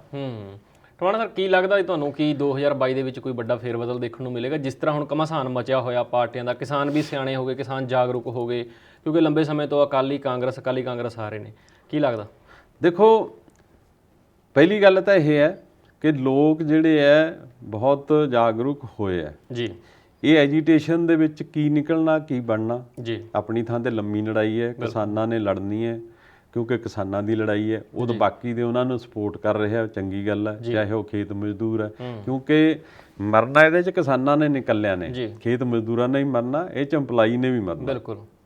ਪੱਲੇਦਾਰਾਂ ਨੇ ਵੀ ਜਾਣਾ, ਟਰੱਕ ਡਰਾਈਵਰਾਂ ਨੇ ਵੀ ਜਾਣਾ, ਜੀ ਇਹ ਸਾਰਿਆਂ ਦਾ ਨੁਕਸਾਨ ਹੋਣਾ ਇਹਦੇ 'ਚ। ਇਸ ਲਈ ਉਹ ਸਪੋਰਟ ਕਰਦੇ ਆ, ਉਹਨਾਂ ਨੂੰ ਇਹ ਗੱਲ ਸਮਝ ਆਉਣੀ ਚਾਹੀਦੀ ਹੈ, ਸਮਝ ਆ ਰਹੀ ਹੈ ਬਹੁਤ ਸਾਰੀਆਂ ਜਥੇਬੰਦੀਆਂ, ਇਸ ਲਈ ਉਹ ਮੁਲਾਜ਼ਮ ਵੀ ਉਹਨਾਂ ਦੀ ਸਪੋਰਟ ਕਰਦੇ ਹੈ ਨਾ। ਲੇਕਿਨ ਇਸ ਐਜੀਟੇਸ਼ਨ ਨੇ ਆਮ ਲੋਕਾਂ ਨੂੰ ਬਹੁਤ ਸਾਰਾ ਜਾਗਰੂਕ ਕੀਤਾ ਜੀ ਵੀ ਕੀ ਹੋ ਰਿਹਾ ਹੈ ਨਾ, ਕਾਰਪੋਰੇਟ ਕੀ ਕਰ ਰਿਹਾ, ਕਾਰਪੋਰੇਟ ਘਰਾਣੇ ਕੀ ਕਰ ਰਿਹਾ, ਪ੍ਰੋ ਕਾਰਪੋਰੇਟ ਨੀਤੀਆਂ ਕਿਹਦੀਆਂ ਹੈਗੀਆਂ ਨੇ ਜੀ ਹੈ ਨਾ। ਬਹੁਤ ਸਾਰੀਆਂ ਵੀਡੀਓ, ਬਹੁਤ ਸਾਰੀਆਂ ਪਿਛਲੇ ਐਕਟ ਉਹ ਆ ਰਹੇ ਆ ਕਿ ਕਾਰਪੋਰੇਟ ਨੇ ਕੀ ਕੀਤਾ। ਸੋ ਇਸ ਲਈ ਕਾਰਪੋਰੇਟ ਦੇ ਖਿਲਾਫ ਲੋਕਾਂ ਦੀ ਜਾਗਰੂਕਤਾ ਜਿਹੜੀ ਆ ਉਹ ਵਧੀ ਹੈ। ਇਸ ਐਜੀਟੇਸ਼ਨ ਦਾ ਇੱਕ ਦੇਣ ਹੈ ਜਿਹਦੇ ਬਹੁਤ ਵੱਡੇ ਪੱਧਰ ਤੇ ਲੇਡੀਜ਼ ਆ ਰਹੀਆਂ, ਨੌਜਵਾਨ ਆ ਰਹੇ ਆ, ਉਹ ਸਮਝ ਵੀ ਰਹੇ ਆ, ਉਹਨਾਂ ਨੂੰ ਸਮਝਾ ਵੀ ਰਹੇ ਆ, ਉਹ ਬੋਲ ਵੀ ਰਹੇ ਆ ਹੈ ਨਾ। ਇਹ ਇੱਕ ਬਹੁਤ ਵੱਡੀ ਦੇਣ ਹੈ ਜਿਹੜੀ ਅੱਗੇ ਰਹਿਣੀ ਜ਼ਰੂਰੀ ਹੈ। ਇਸ ਦਾ ਤਾਂ ਆਪਣਾ ਇੱਕ ਪੱਖ ਹੈ ਕਿ ਆਉਣ ਵਾਲੀਆਂ ਚੋਣਾਂ 'ਚ ਲੋਕ ਜਾਗਰੂਕ ਹੋ ਕੇ ਮੁੱਦਿਆਂ ਦੇ ਉੱਤੇ ਡਿਸੀਜਨ ਲੈਣ, ਪਰ ਹਾਲੇ ਬਹੁਤ ਪ੍ਰੀ ਮੈਚੁਰ ਹੈ, ਪਾਣੀ ਹਾਲੇ ਬਹੁਤ ਪੁਲਾਂ ਦੇ ਥੱਲੇ ਦੀ ਲੰਘਣਾ, ਕਿਹਨੇ ਕੀ ਕਰਨਾ, ਕਿਹੜਾ ਪੈਂਤੜਾ ਹੈ ਨਾ ਅਡਾਪਟ ਕਰਨਾ, ਕਿਵੇਂ ਦੀ ਕੋਆਰਡੀਨੇਸ਼ਨ ਹੁੰਦੀ ਹੈ। ਪਰ ਉਹਨਾਂ ਨੂੰ ਇਹ ਲੱਗਦਾ ਵੀ ਕਿਸਾਨਾਂ ਨਾਲ ਨਹੀਂ ਖੜੇ ਤੇ ਸਾਡੀਆਂ ਵੋਟਾਂ ਜਾਣਗੀਆਂ। ਉਹ ਹੁਣ ਅੱਗੇ ਕੀ ਹੋਣਾ, ਇਹ ਮੇਰਾ ਖਿਆਲ ਹਾਲੇ ਬਹੁਤ ਪ੍ਰੀ ਮੈਚੁਰ ਹੈ। ਕਾਂਗਰਸ ਆਪਣੇ ਆਪ ਨੂੰ ਬਚਾਉਣ ਦੇ ਚੱਕਰ 'ਚ ਹੈਗੀ ਹੈ ਤੇ ਅਕਾਲੀ ਦਲ ਉਹਨਾਂ ਦਾ ਜਿਹੜਾ ਆਪਣਾ ਪਹਿਲਾਂ ਜਾ ਰਹੇ ਸੀ ਉਹਨਾਂ ਦੇ ਵਰਕਰ ਹੀ ਗਏ, ਇਸ ਕਰਕੇ ਰਿਜ਼ਾਈਨ ਕਰਕੇ ਉਹ ਆ ਗਏ। ਤੇ ਆਮ ਆਦਮੀ ਪਾਰਟੀ ਵੀ ਹੈ, ਇਹ ਜਿਹੜੀਆਂ ਧਿਰਾਂ ਨੇ ਨਾ ਉਹਦੇ 'ਚ ਮਤਲਬ ਬੀਜੇਪੀ ਜਮੀ ਹੁਣ ਹਾਸ਼ੀਏ ਤੇ ਚੱਲੀ ਗਈ, ਅਗਲਾ ਨੇ ਬਾਈਕਾਟ ਕਰ ਲਿਆ। ਸੋ ਇਹ 'ਚ ਕੀ ਹੋਊਗਾ, ਹਾਲੇ ਬਹੁਤ ਪ੍ਰੀ ਮੈਚੁਰ ਲੱਗਦਾ ਕਿ ਕੁਝ ਵੀ ਇਹਦੇ ਬਾਰੇ ਜੇ ਕਿਹਾ ਜਾਵੇ ਨਾ ਉਹ ਬਾਹਲੀ ਸਿਆਣਪ ਨਹੀਂ ਹੋਊਗੀ। ਜੀ ਕੈਪਟਨ ਅਮਰਿੰਦਰ ਸਿੰਘ ਨੇ ਅਸਤੀਫੇ ਦੀ ਗੱਲ ਕਰਤੀ ਕੱਲ ਵਿਧਾਨ ਸਭਾ ਦੇ ਸੈਸ਼ਨ ਕਿ ਮੈਂ ਅਸਤੀਫਾ ਤਾਂ ਜੇਬ ਦੇ ਵਿੱਚ ਪਾ ਕੇ ਘੁੰਮਦਾ। ਦੇਖੋ ਮੈਨੂੰ ਇਹ ਲੱਗਦਾ ਵੀ ਅਸਤੀਫਾ ਮੰਗਣਾ ਜੀ ਜਾਂ ਉਹ ਠੀਕ ਹੈ, ਜਾਂ ਤਾਂ ਤੁਸੀਂ ਐਨਡੀਏ ਦੇ ਵਿੱਚ ਸ਼ਾਮਲ ਸੀਗੇ ਜੀ, ਦੂਜੀ ਐਨਡੀਏ ਬੀਜੇਪੀ ਕੁਝ ਹੋਰ ਕਹਿੰਦੀ ਆ, ਅਕਾਲੀ ਦਲ ਕੁਝ ਹੋਰ ਕਹਿੰਦਾ। ਪਹਿਲਾਂ ਤਾਂ ਅਕਾਲੀ ਦਲ ਨੇ ਉਹਨਾਂ ਦੀ ਕੋਸ਼ਿਸ਼ ਕੀਤੀ ਵੀ ਉਹਨਾਂ ਨੂੰ ਡਿਫੈਂਡ ਕਰ ਲਈਏ, ਚਿੱਠੀ ਵੀ ਲਿਆਂਦੀ, ਉਹਦੀ ਵੀ ਕੀਤੀ। ਉੱਥੇ ਰਹਿਣਾ ਦਾ ਤੁਹਾਡਾ ਕੋਈ ਮਤਲਬ ਨਹੀਂ ਕਿਉਂਕਿ ਦੋ ਆਪੋਜੀਟ ਹੈ ਨਾ, ਤੁਸੀਂ ਦੂਜੇ ਪਾਸੇ ਹੋ, ਤੁਸੀਂ ਦੂਜੇ ਪਾਸੇ ਹੋ, ਫਿਰ ਇੱਕ ਮਿਆਨ 'ਚ ਦੋ ਤਲਵਾਰਾਂ ਨਹੀਂ ਵੜ ਸਕਦੇ ਹੈ ਨਾ। ਇਸ ਲਈ ਉਹਨਾਂ ਦਾ ਆਪਣਾ ਐਕਟ ਸੀਗਾ। ਫਿਰ ਤੁਸੀਂ ਜਿਹੜਾ ਸੀਐਮ ਤੋਂ ਰਿਜ਼ਾਈਨ ਮੰਗਦੇ ਹੋ ਉਹ ਕਿਹੜੇ ਬਣਾ ਤੇ ਕਿਹੜੇ ਬੇਸ ਤੇ ਮੰਗਦੇ ਹੋ ਹੈ ਨਾ। ਜੇ ਤਾਂ ਤੁਸੀਂ ਉਹਨੂੰ ਕਹੋ ਵੀ ਇਹ ਕਰਦਾ ਹੈ ਨਾ, ਜਾਂ ਮਤਲਬ ਹੁਣ ਜੇ ਉਹ ਅਸੈਂਬਲੀ ਸੈਸ਼ਨ ਬੁਲਾ ਲੈਂਦਾ ਫਿਰ ਉਹ ਪਾਸ ਕਰ ਦਿੰਦਾ। ਰੌਲਾ ਹੈਗਾ ਸਾਨੂੰ ਮੰਗ ਅਸਤੀਫੇ ਦੀ ਬਜਾਏ ਕਰਨੀ ਚਾਹੀਦੀ ਵੀ ਕਾਂਗਰਸ ਪਾਰਟੀ ਲੜੇ। ਕਾਂਗਰਸ ਪਾਰਟੀ ਜਿਹੜੀ ਹੈ ਕਿਸਾਨਾਂ ਨਾਲ ਆ ਕੇ ਜਿਹੜੀ ਹੈ ਉਹ ਪੋਲੀਟਿਕਸ ਉਵੇਂ ਦੀ ਨਹੀਂ, ਸਾਰੀਆਂ ਪਾਰਟੀਆਂ ਨੂੰ ਚਾਹੀਦਾ ਕਿ ਉਹ ਕਿਸਾਨਾਂ ਦੇ ਮੁੱਦਿਆਂ ਤੇ ਇਮਾਨਦਾਰੀ ਨਾਲ ਸੱਚੇ ਮਨੋਂ ਆ ਕੇ ਰੋਡ ਦੇ ਉੱਤੇ, ਲਾਈਨਾਂ ਦੇ ਉੱਤੇ, ਮੈਦਾਨ ਦੇ ਵਿੱਚ ਲੜਨ। ਉਹ ਲੜਾਈ ਦਾ ਮੈਦਾਨ ਤਾਂ ਹਿੰਦੁਸਤਾਨ ਵੀ ਹੈ, ਜਿੱਥੇ ਕਾਂਗਰਸ ਦੀਆਂ ਸਰਕਾਰਾਂ ਉੱਥੇ ਵੀ ਲੜਾਈ ਲੜਨੀ ਚਾਹੀਦੀ ਕਾਂਗਰਸ ਨੂੰ ਨੈਸ਼ਨਲ ਲੈਵਲ ਤੇ ਇਹ ਕਾਲ ਦੇਣੀ ਚਾਹੀਦੀ ਹੈ। ਹਲੇ ਕਾਂਗਰਸ ਨੇ ਨੈਸ਼ਨਲ ਲੈਵਲ ਤੇ ਕੋਈ ਕਾਲ ਨਹੀਂ ਦਿੱਤੀ ਵੀ ਹਾਂ ਵੀ ਅਸੀਂ ਇਹਨਾਂ ਬਿੱਲਾਂ ਦੇ ਉੱਤੇ ਕੀ ਕਰਨਾ ਨਾ। ਰਾਹੁਲ ਗਾਂਧੀ ਇੱਥੇ ਆ ਗਿਆ, ਪਰ ਜਿਹੜੀ ਉਹਨਾਂ ਦੀ ਕਮੇਟੀ ਹੈ ਕੋਈ, ਜਿਹੜੀ ਉਹਨਾਂ ਦੀ ਜਿਹੜੀ AICC ਹੈ ਜਾਂ ਅਦਰਵਾਈਜ਼ ਹੈ, ਜਾਂ ਉਹਨਾਂ ਨੇ ਕੋਈ ਆਪਣੇ ਜਿਹੜੇ CM ਹੈ ਜਿਹੜੇ ਕਾਂਗਰਸ ਰੂਲਡ ਸਟੇਟਸ ਹੈ ਜਾਂ ਆਪੋਜੀਸ਼ਨ ਰੂਲਡ ਸਟੇਟ ਆ, ਉਹਨਾਂ ਦੀ ਕੋਈ ਮੀਟਿੰਗ ਨਹੀਂ ਸੱਦੀ ਵੀ ਇਹਨਾਂ ਦੇ ਉੱਤੇ ਕੀ ਕਰਨਾ ਹੈ ਨਾ। ਐਜੀਟੇਸ਼ਨ ਹੋ ਰਹੀ ਹੈ। ਸੋ ਮੰਗ ਇਹ ਕਰਨੀ ਚਾਹੀਦੀ ਹੈ ਕਾਂਗਰਸ ਤੋਂ, ਤੇ ਕਾਂਗਰਸ ਦੇ CM ਨੂੰ ਇਹ ਕਹਿਣਾ ਚਾਹੀਦਾ ਵੀ ਲੜ ਅੱਗੇ ਹੋ ਗਏ ਬਈ ਹੈ ਨਾ, ਬਜਾਏ ਇਸ ਦੇ ਰਿਜ਼ਾਈਨ ਕਰ ਜਾਵੇ। ਰਿਜ਼ਾਈਨ ਤਾਂ ਅਗਲਾ ਵੀ ਕਹਿੰਦਾ, ਉਹ ਵੀ ਇੱਕ ਪੋਲੀਟਿਕਸ ਹੈ, ਉਹਨੇ ਬਿਆਨ ਜਿਹੜਾ ਦਿੱਤਾ ਉਹ ਪੋਲੀਟਿਕਸ ਦਿੱਤਾ ਵੀ ਮੇਰਾ ਕਿਹੜਾ ਕੋਈ ਨੁਕਸਾਨ ਹੋਣਾ, ਮੈਂ ਤਾਂ ਇਹ ਕਹਿਣਾ ਫਾਰਮਰ ਕਰਕੇ ਦੇ ਦਿੱਤਾ ਹੈ ਨਾ ਰੈਜੀਗਨੇਸ਼ਨ। ਜੇ ਉਹ ਰੈਜੀਗਨੇਸ਼ਨ ਦੇ ਵੀ ਗਏ ਉਦੋਂ ਹੋਰ ਸਵਾਲ ਖੜੇ ਹੋ ਜਾਣਗੇ। ਗੱਲ ਹੈਗੀ ਹੈ ਇਸ ਵੇਲੇ ਕਿ ਲੜਨਾ, ਸੰਘਰਸ਼ ਕਰਨਾ। ਜਿਹੜੇ ਉਹ ਬਿੱਲ ਹੈ ਉਹਨਾਂ ਵਿੱਚ ਜਾਂ ਤਾਂ ਚੌਥਾ ਬਿੱਲ ਆਵੇ ਕਿ ਜਿਹੜਾ MSP ਤੇ ਪ੍ਰੋਕਿਉਰਮੈਂਟ ਅਸ਼ੋਰ ਕਰੇ, ਜਾਂ ਉਹਨਾਂ ਦੇ ਵਿੱਚ ਅਮੈਂਡਮੈਂਟ ਹੋਵੇ ਤੇ ਇਹ ਜਿਹੜੀ ਅਮੈਂਡਮੈਂਟ ਹੈ ਕਿ MSP ਤੋਂ ਥੱਲੇ ਜੇ ਖਰੀਦੀ ਜਾਊਗੀ ਤਾਂ ਉਹਦੇ ਤੇ ਕਾਰਵਾਈ ਹੋਊਗੀ। ਇਹਨਾਂ ਦੇ ਉੱਤੇ ਤੁਸੀਂ ਇੱਕ ਲਾਮਬੰਦੀ ਕਰਨੀ ਹੈ ਤੇ ਲੜਨਾ, ਉਹਦੇ ਲਈ ਗੱਲ ਕਰਨੀ ਚਾਹੀਦੀ ਹੈ, ਨਾ ਕਿ ਇਸ ਤਰ੍ਹਾਂ ਦੀ ਗੱਲ ਜਿਹੜੀ ਉਹ ਠੀਕ ਹੈ ਆਪਣਾ ਉਹਨਾਂ ਨੇ ਮੰਗ ਕੀਤੀ ਉਹਨੇ ਉੱਤਰ ਦੇਤਾ। ਉਹ ਤਾਂ ਮੇਰਾ ਖਿਆਲ ਅੱਗੇ ਵਾਲਾ ਕੁਛ ਨਹੀਂ ਹੈ ਹੋਣਾ। ਕੀ ਲੱਗਦਾ ਕੇਂਦਰ ਸਰਕਾਰ ਦਾ ਝੁਕਾਅ ਕਦੋਂ ਤੱਕ ਹੋਵੇਗਾ ਜੀ? ਦੇਖੋ ਜਿਸ ਤਰ੍ਹਾਂ ਦਾ ਕੇਂਦਰ ਸਰਕਾਰ ਦਾ ਪਿਛਲਾ ਹੈ ਨਾ, ਪਹਿਲਾਂ ਤਾਂ ਚਲੋ ਉਹਨਾਂ ਕੋਲ ਮੈਜੋਰਿਟੀ ਨਹੀਂ ਸੀਗੀ NDA 'ਚ ਹੈ ਨਾ, ਦੂਜੀਆਂ ਪਾਰਟੀਆਂ ਨੂੰ, ਭਾਜਪਾ ਦੇ ਵੀ ਨੇਤਾ ਜੋ ਲੋਕ ਨੇ ਉਹ ਵੀ ਆਪਣਾ ਅਸਤੀਫੇ ਦੇਣ ਲੱਗੇ। ਹਾਂ ਉਹ ਪੰਜਾਬ ਦੇ ਉਧਰ ਪੰਜਾਬ ਦੇ ਵਿੱਚ ਕਿਸਾਨ ਵੀ ਉਹਨਾਂ ਦਾ ਵਿਰੋਧ ਕਰ ਰਹੇ ਨੇ, ਪਿੰਡਾਂ 'ਚ ਨਹੀਂ ਵੜਨ ਦੇ ਰਹੇ। ਦੇਖੋ ਪੰਜਾਬ ਦੇ ਵਿੱਚ ਬੁਰੇ ਹਾਲ ਹੈ ਨਾ, ਜੋ ਮਰਜ਼ੀ ਕਹੀ ਜਾਓ, ਅਗਲੇ ਪ੍ਰੈਸ ਕਾਨਫਰੰਸ ਨਹੀਂ ਤੁਹਾਡੀ, ਤੁਸੀਂ ਲੋਕਾਂ ਕਿਸਾਨਾਂ ਨੂੰ ਕਹਿੰਦੇ ਹੋ ਸਮਝਾਵਾਂਗੇ, ਬਿਲਕੁਲ ਤੁਹਾਡਾ ਡੈਲੀਗੇਸ਼ਨ ਅਸੀਂ ਉੱਥੇ ਲੈ ਕੇ ਜਾਵਾਂਗੇ ਦਿੱਲੀ, ਜੇ ਤੁਹਾਨੂੰ ਸਮਝ ਆ ਗਈ ਬਿਲਕੁਲ ਫਿਰ ਤੁਸੀਂ ਧਰਨੇ ਤੇ ਜਾ ਕੇ ਉਹਨੂੰ ਸਮਝਾ ਲਓ ਬਈ, ਬਿਲਕੁਲ ਜੀ ਹੈ ਨਾ। ਸਮਝ ਉਹਨਾਂ ਨੂੰ ਵੀ ਆਈ ਹੋਈ ਹੈ ਨਾ, ਇਹ ਉਹਨਾਂ ਨੂੰ ਵੀ ਪਤਾ ਵੀ ਇਹ ਪ੍ਰੋ ਕਾਰਪੋਰੇਟ ਆ, ਅਸੀਂ ਇਹਨੂੰ ਡਿਫੈਂਡ ਨਹੀਂ ਕਰ ਸਕਦੇ। ਇਸ ਲਈ ਉਹ ਬਹਾਨੇਬਾਜ਼ੀ ਜਾਂ ਬਾਇਆ ਮੀਡੀਆ ਲੱਭਦਾ ਕਿਸੇ ਐਜੀਟੇਸ਼ਨ ਨੂੰ ਖੁੰਡਾ ਕਰਨ ਦਾ ਨਾ, ਉਹਨੂੰ ਸਲੋ ਡਾਊਨ ਕਰਨ ਦਾ ਇੱਕ ਪ੍ਰੋਸੈਸ ਹੁੰਦਾ, ਉਹ ਹੋ ਨਹੀਂ ਰਿਹਾ, ਉਹ ਹੋਣਾ ਵੀ ਨਹੀਂ ਹੁਣ ਹੈ ਜਿਸ ਤਰ੍ਹਾਂ ਦੇ। ਈਵਨ ਫਿਰ ਹਰਿਆਣੇ ਦੇ ਵਿੱਚ ਤਾਂ ਹਰਿਆਣਾ ਇੱਕ ਬੀਜੇਪੀ ਦੀ ਸਰਕਾਰ ਹੈ, ਬਿਲਕੁਲ ਉੱਥੇ ਲੋਕ ਜਿਹੜੇ ਫਾਰਮਰ ਆ ਬੁਰੀ ਤਰ੍ਹਾਂ ਐਜੀਟੇਸ਼ਨ ਕਰ ਰਹੇ ਆ, ਉੱਥੇ ਨਹੀਂ ਤੁਸੀਂ ਉਹਨਾਂ ਨੂੰ ਸਮਝਾ ਪਾ ਰਹੇ ਜੀ। ਪਰ ਜਿਹੜਾ ਸੈਂਟਰ ਦਾ ਪਿਛਲਾ ਨਜ਼ਰੀਆ ਉਹ ਇੰਨੀ ਛੇਤੀ ਮੰਨਣ ਵਾਲਾ ਨਹੀਂ ਹੈ, ਹੈ ਨਾ। ਇਹ ਦੱਸਦਾ ਉਹ ਚਾਹੇ ਵੱਡੀਆਂ ਐਜੀਟੇਸ਼ਨਾਂ ਹੋਈਆਂ ਜਿਵੇਂ ਸੀਏ ਤੇ ਹੋਈ NRC ਤੇ ਹੋਈ, ਬਾਕੀ ਪਹਿਲਾਂ ਵੀ ਬਹੁਤ ਸਾਰਾ ਜਿਹੜੇ ਐਜੀਟੇਸ਼ਨਾਂ ਕੁਝ ਹੋਈਆਂ, ਜਿਸ ਤਰ੍ਹਾਂ ਦਾ ਉਹਨਾਂ ਦਾ ਆਪਣਾ ਇੱਕ ਰਵੱਈਆ ਬਣਿਆ ਹੋਇਆ ਹੈ ਨਾ ਵੀ ਛੇਤੀ ਛੇਤੀ ਉਹਨੂੰ ਅਮੈਂਡ ਨਹੀਂ ਕਰਨਾ, ਹੈ ਨਾ, ਉਹਨੂੰ ਮੰਨਣਾ ਨਹੀਂ। ਉਹ ਜਿਹੜੀ ਇੱਕ ਦਰਿਆਦਿਲੀ ਹੁੰਦੀ ਹੈ ਕਿ ਹਾਂ ਸੱਚੀਓ ਸਮੱਸਿਆ। ਸੋ ਉਹ ਇਸ ਤਰ੍ਹਾਂ ਨਹੀਂ ਹੈ ਕਿ ਇਹ ਐਕਟ ਜਿਹੜੇ ਹੈ ਨਾ ਅਗਲਿਆਂ ਨੇ ਵੈਸੇ ਹੀ ਸੁੱਤੇ ਉੱਠੇ ਤੇ ਪਾਸ ਕਰ ਦਿੱਤੇ। ਇਹ ਕੋਈ ਇਸ ਤਰ੍ਹਾਂ ਨਹੀਂ ਹੈ ਕਿ ਉਹਨਾਂ ਨੇ ਇੱਕ ਨੀਤੀ ਜਿਹੜਾ ਹੈ ਨਾ ਪੋਲਿਸੀ ਡਿਸੀਜਨ ਹੈ ਉਹ ਇਸ ਤਰ੍ਹਾਂ ਹੀ ਲੈ ਲਿਆ। ਇਹ ਬੜਾ ਸੋਚ ਸਮਝ ਕੇ ਪ੍ਰੋ ਕਾਰਪੋਰੇਟ ਦੇ ਕਹਿਣ ਤੇ ਲਿਆ। ਕਾਰਪੋਰੇਟ ਦੇ ਜਿਹੜੇ ਇੰਟੈਲੈਕਚੁਅਲ ਆ ਉਹਨਾਂ ਦੇ, ਤੇ ਕਾਰਪੋਰੇਟ ਜਿਹੜਾ ਡੈਲੀਗੇਸ਼ਨਾਂ 'ਚ ਮਿਲਦਾ ਪ੍ਰਾਈਮ ਮਿਨਿਸਟਰ ਨੂੰ, ਜਿਹੜਾ ਬਾਹਰ ਦੌਰਿਆਂ ਤੇ ਜਾਂਦਾ, ਉਹ ਪੂਰਾ ਉਹਨਾਂ ਨੇ ਆਪਣਾ ਇਹ ਏਜੰਡਾ ਬਿਨਾਂ ਕਿਸਾਨ ਯੂਨੀਅਨ ਦੇ ਕਿਸੇ ਦੀ ਮੰਗ ਤੋਂ, ਬਿਲਕੁਲ ਕਿਸੇ ਹੋਰ ਦੀ ਮੰਗ ਤੋਂ, ਇਹ ਤਾਂ ਆਇਆ ਨਾ। ਤੇ ਆਇਆ ਕਿੱਥੋਂ? ਇਹ ਕਾਰਪੋਰੇਟ ਤੋਂ ਆਇਆ। ਤੇ ਜੇ ਕਾਰਪੋਰੇਟ ਫੰਡਿੰਗ ਕਰ ਰਿਹਾ ਇਲੈਕਸ਼ਨਾਂ ਦੇ ਵਿੱਚ, ਤੇ ਕਾਰਪੋਰੇਟ ਕਿਸੇ ਦੀ ਸਪੋਰਟ ਕਰ ਰਿਹਾ, ਤੇ ਉਹ ਕਾਰਪੋਰੇਟ ਦਾ ਜਿਹੜਾ ਕਿਉਂ ਕਰ ਰਿਹਾ, ਕਿਉਂ ਪੈਸੇ ਦਊਗਾ? ਉਹਨੇ ਬਿਜ਼ਨਸ ਹੀ ਕਰਨਾ ਨਾ। ਤੇ ਉਹ ਬਿਜ਼ਨਸ ਦੇ ਲਈ ਜੇ ਕਾਰਪੋਰੇਟ ਦੇ ਤੁਸੀਂ ਨਾਲ ਰਲ ਕੇ ਇਹ ਕੀਤਾ, ਫਿਰ ਐਂ ਥੋੜ੍ਹਾ ਵਾਪਸ ਹੋ ਜਾਊਗਾ, ਹੈ ਨਾ। ਉਹਨਾਂ ਨੇ ਵਾਪਸ ਹੋਣ ਨਹੀਂ ਦੇਣਾ, ਤੇ ਇਸ ਲਈ ਇਹਨਾਂ ਨੇ ਵਾਪਸ ਇਹ ਕਰਨਾ ਨਹੀਂ ਇਸ ਤਰ੍ਹਾਂ। ਇਸੇ ਲਈ ਆਪਾਂ ਕਹਿੰਦੇ ਆ ਕਿ ਇਹਦੇ ਤੇ ਬਹੁਤ ਵੱਡਾ ਦਬਾਅ ਜਦੋਂ ਤੱਕ ਨਹੀਂ ਬਣਦਾ, ਉਹ ਚਾਹੇ ਹਿੰਦੁਸਤਾਨ ਦਾ ਹੋਵੇ, ਉਹ 'ਚ ਕਾਂਗਰਸ ਸੈਂਟਰ ਤੇ ਰੋਲ ਆਪਣਾ ਅਦਾ ਕਰੇ, ਬਾਕੀ ਜਿਹੜੀਆਂ ਪਾਰਟੀਆਂ ਨੇ, ਲੈਫਟ ਪਾਰਟੀਜ਼ ਨੇ, ਹੋਰ ਬਹੁਤ ਸਾਰੀਆਂ ਰੀਜਨਲ ਪਾਰਟੀਜ਼ ਨੇ ਜਿਹੜੀਆਂ ਇਹਦੇ ਖਿਲਾਫ ਨੇ, ਉਹ ਨੇ ਪੰਜਾਬ ਦੇ ਹੈ, ਤੇ ਉਹਦੇ ਤੇ ਇੱਕ ਪ੍ਰੈਸ਼ਰ ਜਿਹੜਾ ਬਿਲਡ ਹੋਵੇ ਤੇ ਸੈਂਟਰ ਜਿਹੜਾ ਇਹਦੇ ਪਿੱਛੇ ਹਟੇ ਨਾ। ਉਹਦੇ ਲਈ ਕਾਫੀ ਕੁਝ ਕਰਨ ਦੀ ਲੋੜ ਹੈ ਜੀ। ਕੱਲ ਦੇ ਵਿਧਾਨ ਸਭਾ ਸੈਸ਼ਨ ਦੇ ਦੂਜੇ ਦਿਨ ਜੋ ਇਜਲਾਸ ਸੈਸ਼ਨ ਸੱਦਿਆ ਗਿਆ ਸੀਗਾ, ਉਹਦੇ ਵਿੱਚ ਸਾਰੀਆਂ ਪਾਰਟੀਆਂ ਨੇ ਸਰਬਸੰਮਤੀ ਨਾਲ ਬਿੱਲ ਤਾਂ ਪਾਸ ਕਰਾਤੇ। ਉਸ ਤੋਂ ਬਾਅਦ ਨਵਜੋਤ ਸਿੱਧੂ ਬੜਾ ਚਰਚਾ ਦਾ ਵਿਸ਼ਾ ਬਣੇ। ਸਾਰੀਆਂ ਸਿਆਸੀ ਪਾਰਟੀਆਂ ਸਾਰੀਆਂ ਨਵਜੋਤ ਸਿੱਧੂ ਨੂੰ ਸ਼ਾਬਾਸ਼ੀ ਦੇ ਰਹੀਆਂ ਨੇ, ਉਹਨਾਂ ਦੀ ਵਧਾਈ ਦਾ ਪਾਤਰ ਨਵਜੋਤ ਸਿੱਧੂ ਨੂੰ ਦੱਸ ਰਹੇ ਨੇ। ਕੀ ਲੱਗਦਾ ਸਿਆਸੀ ਪੈਂਤਰਾ ਹੀ? ਦੇਖੋ, ਉਹ 'ਚ ਪੈਂਤੜਾ ਜਿਹੜਾ ਸਿਆਸੀ ਵੀ ਹੋਊਗਾ, ਜਿੱਥੇ ਥੋੜੀ ਕੰਟਰਾਡਿਕਸ਼ਨ ਲੱਗਦੀ ਉਹਨੂੰ ਹਵਾ ਦੇਣ ਦੀ ਗੱਲ ਹੁੰਦੀ ਹੈ ਨਾ, ਕਿ ਕੋਈ ਲੀਡਰ ਆਪਣਾ ਹਟ ਕੇ ਬੋਲ ਰਿਹਾ, ਜਾਂ ਉਹਨੂੰ ਦੇਖਿਆ ਜਾ ਰਿਹਾ ਪਹਿਲਾਂ ਵੀ ਉਹ ਰਾਹੁਲ ਗਾਂਧੀ ਦੀਆਂ ਰੈਲੀਆਂ 'ਚ ਹਟ ਕੇ ਸੁਰ ਵਾਲਾ ਪਏ ਉਹਨੇ, ਉਹਨਾਂ ਨੂੰ ਮਿਸਯੂਜ਼ ਕਰਨ ਦਾ ਜਾਂ ਉਹਨੂੰ ਯੂਜ਼ ਕਰਨ ਦਾ ਲਾ ਲਓ ਤੁਸੀਂ, ਉਹ ਇੱਕ ਨਜ਼ਰੀਆ ਹੋ ਸਕਦਾ। ਬਾਕੀ ਹੈਗਾ ਇਕੱਲਾ ਨਵਜੋਤ ਸਿੱਧੂ ਦੇ ਬੋਲਣ ਨਾਲ ਤਾਂ ਕੁਝ ਨਹੀਂ ਹੋਣਾ ਨਾ। ਬੋਲਦਾ ਕਿਸਾਨ ਲੀਡਰ ਨਵਜੋਤ ਸਿੱਧੂ ਤੋਂ ਕਿਤੇ ਵੱਧ ਬੋਲਦੇ ਹੈ ਨਾ, ਬਾਕੀ ਵੀ ਬੋਲ ਸਕਦਾ। ਰੌਲਾ ਹੈਗਾ ਤੁਸੀਂ ਥੱਲੇ ਕੀ ਕਰ ਰਹੇ ਹੋ, ਹੈ ਨਾ, ਫੀਲਡ ਦੇ ਵਿੱਚ ਕੀ ਹੋ ਰਿਹਾ, ਉਹਨਾਂ ਨੂੰ ਕਿੱਥੇ ਦੀ ਲੜਾਈ ਕਿੱਥੇ ਲੜਨੀ ਹੈ। ਉਹ ਤੁਸੀਂ ਸੈਂਟਰ ਨੂੰ ਬੋਲ ਕੇ ਕੁਝ ਵੀ ਕਰ ਲਓ, ਹੈ ਨਾ। ਉਹਦਾ ਸਿੱਧੂ ਸਾਹਿਬ ਬੋਲਣ ਲਈ ਤਾਂ ਮਸ਼ਹੂਰ ਹੈ, ਪਹਿਲਾਂ ਬੀਜੇਪੀ ਸੀਗੀ, ਉਹ ਸਪੀਚ ਕੱਢ ਲਓ, ਉਹਦੇ ਤੋਂ ਬਾਅਦ ਦੂਜੀ ਕੱਢ ਲਓ, ਉਹ ਸਪੀਚ ਤਾਂ ਤੁਸੀਂ ਕੰਪੇਅਰ ਕਰ ਸਕਦੇ ਹੋ ਉਹਨਾਂ ਨੂੰ, ਹੈ ਨਾ। ਉਹ ਆਪਣਾ ਇੱਕ ਬੰਦੇ ਦਾ ਸਟੈਂਡ ਹੁੰਦਾ ਪੱਕਾ ਕਿ ਪ੍ਰਿੰਸੀਪਲਸ ਦੇ ਉੱਤੇ, ਵੈਲਿਊ ਸਿਸਟਮ ਦੇ ਉੱਤੇ ਲੰਮਾ ਚੱਲਦਾ। ਉਹ ਲੰਮਾ ਚੱਲਣਾ ਬੜਾ ਔਖਾ ਹੈ ਨਾ, ਉਹ ਬੜੀ ਔਖੀ ਹੈ। ਤੇ ਇਸ ਲਈ ਜਿਹੜਾ ਉਹਦਾ ਅਗਲੇ ਹੱਲਾਸ਼ੇਰੀ ਦੇਣਗੇ ਵੀ ਹੋਰ ਬੋਲ ਲਾ ਨਾ, ਠੀਕ ਹੈ, ਪੋਲੀਟੀਕਲ ਇਸ਼ੂ ਹੋਊਗਾ, ਲੇਕਿਨ ਉਹ ਇਕੱਲਾ ਸਪੀਚ ਨਾਲ ਜਾਂ ਹੋਰ ਨਾਲ, ਈਵਨ ਜਿਹੜੇ ਐਕਟ ਵੀ ਇਹ ਪਾਸ ਹੋ ਗਏ, ਚੰਗਾ ਵੈਲਕਮ ਕਰਨਾ ਚਾਹੀਦਾ, ਚੰਗਾ ਐਫਰਟ ਹੈ ਜਿਹੜੀ ਕਾਂਗਰਸ ਗਵਰਨਮੈਂਟ ਆ, ਬਾਕੀ ਪਾਰਟੀਆਂ ਨੇ ਉਹਨਾਂ ਦਾ ਸਾਥ ਦਿੱਤਾ, ਬੜੀ ਦੇਰ ਬਾਅਦ ਯੂਨਾਈਟਿਡ ਪੰਜਾਬ ਲੱਗਿਆ, ਲੇਕਿਨ ਉਹ ਜਿਹੜਾ ਮਸਲੇ ਨੂੰ ਹੱਲ ਕਰਾਉਣ ਤੱਕ ਤਾਂ ਹਾਲੇ ਬਹੁਤ ਲੰਮਾ ਪੈਂਡਾ, ਜਿਹੜਾ ਤੁਹਾਨੂੰ ਤੈਅ ਕਰਨਾ ਪੈਣਾ। ਬਿਲਕੁਲ। ਅਕਾਲੀ ਦਲ ਕਹਿ ਰਿਹਾ ਕਿ ਇਹ ਕੈਪਟਨ ਸਰਕਾਰ ਦਾ, ਯਾਨੀ ਕਿ ਸੂਬਾ ਸਰਕਾਰ ਦਾ ਤੇ ਕੇਂਦਰ ਸਰਕਾਰ ਦਾ ਜਿਹੜਾ ਮੈਚ ਆ ਉਹ ਫਿਕਸ ਹੋਇਆ ਵਾ, ਇਹ ਫਿਕਸ ਮੈਚ ਖੇਡ ਰਹੀ ਆ। ਦੇਖੋ, ਜਿਹੜਾ ਤੁਸੀਂ ਇਹਨੂੰ ਇਸ ਤਰ੍ਹਾਂ ਦਿੰਦੇ ਹੋ ਨਾ, ਜਾਂ ਤਾਂ ਉਹਨੂੰ ਫਿਰ ਐਲੈਬੋਰੇਟ ਕਰੋ ਕਿਵੇਂ ਹੈ। ਜੇ ਉਹ ਫਿਕਸ ਖੇਡ ਰਿਹਾ, ਫਿਰ ਤੁਸੀਂ ਫੀਲਡ ਚਲੇ ਜਾਓ, ਫਿਰ ਤੁਸੀਂ ਮਤਲਬ ਜਿਹੜਾ ਉਸ ਲੈਵਲ ਦਾ ਐਕਸ਼ਨ ਤੁਸੀਂ ਲੀਕ ਲਓ, ਬਿਲਕੁਲ, ਹੈ ਨਾ। ਉਹ ਹੁਣ ਮਤਲਬ ਕੱਲ ਫਿਰ ਤੁਸੀਂ ਉਹਨਾਂ ਦਾ ਸਾਥ ਵੀ ਦਿੱਤਾ ਜੇ ਫਿਕਸ ਮੈਚ ਸੀਗਾ, ਪਹਿਲਾਂ ਹੰਗਾਮਾ ਵੀ ਕੀਤਾ। ਜੇ ਸਰਕਾਰ ਦੇ ਲੈਵਲ ਤੇ ਹੋਵੇ ਫਿਰ ਤਾਂ ਅਸੈਂਬਲੀ 'ਚ ਇਹੀ ਕਰ ਸਕਦਾ ਨਾ।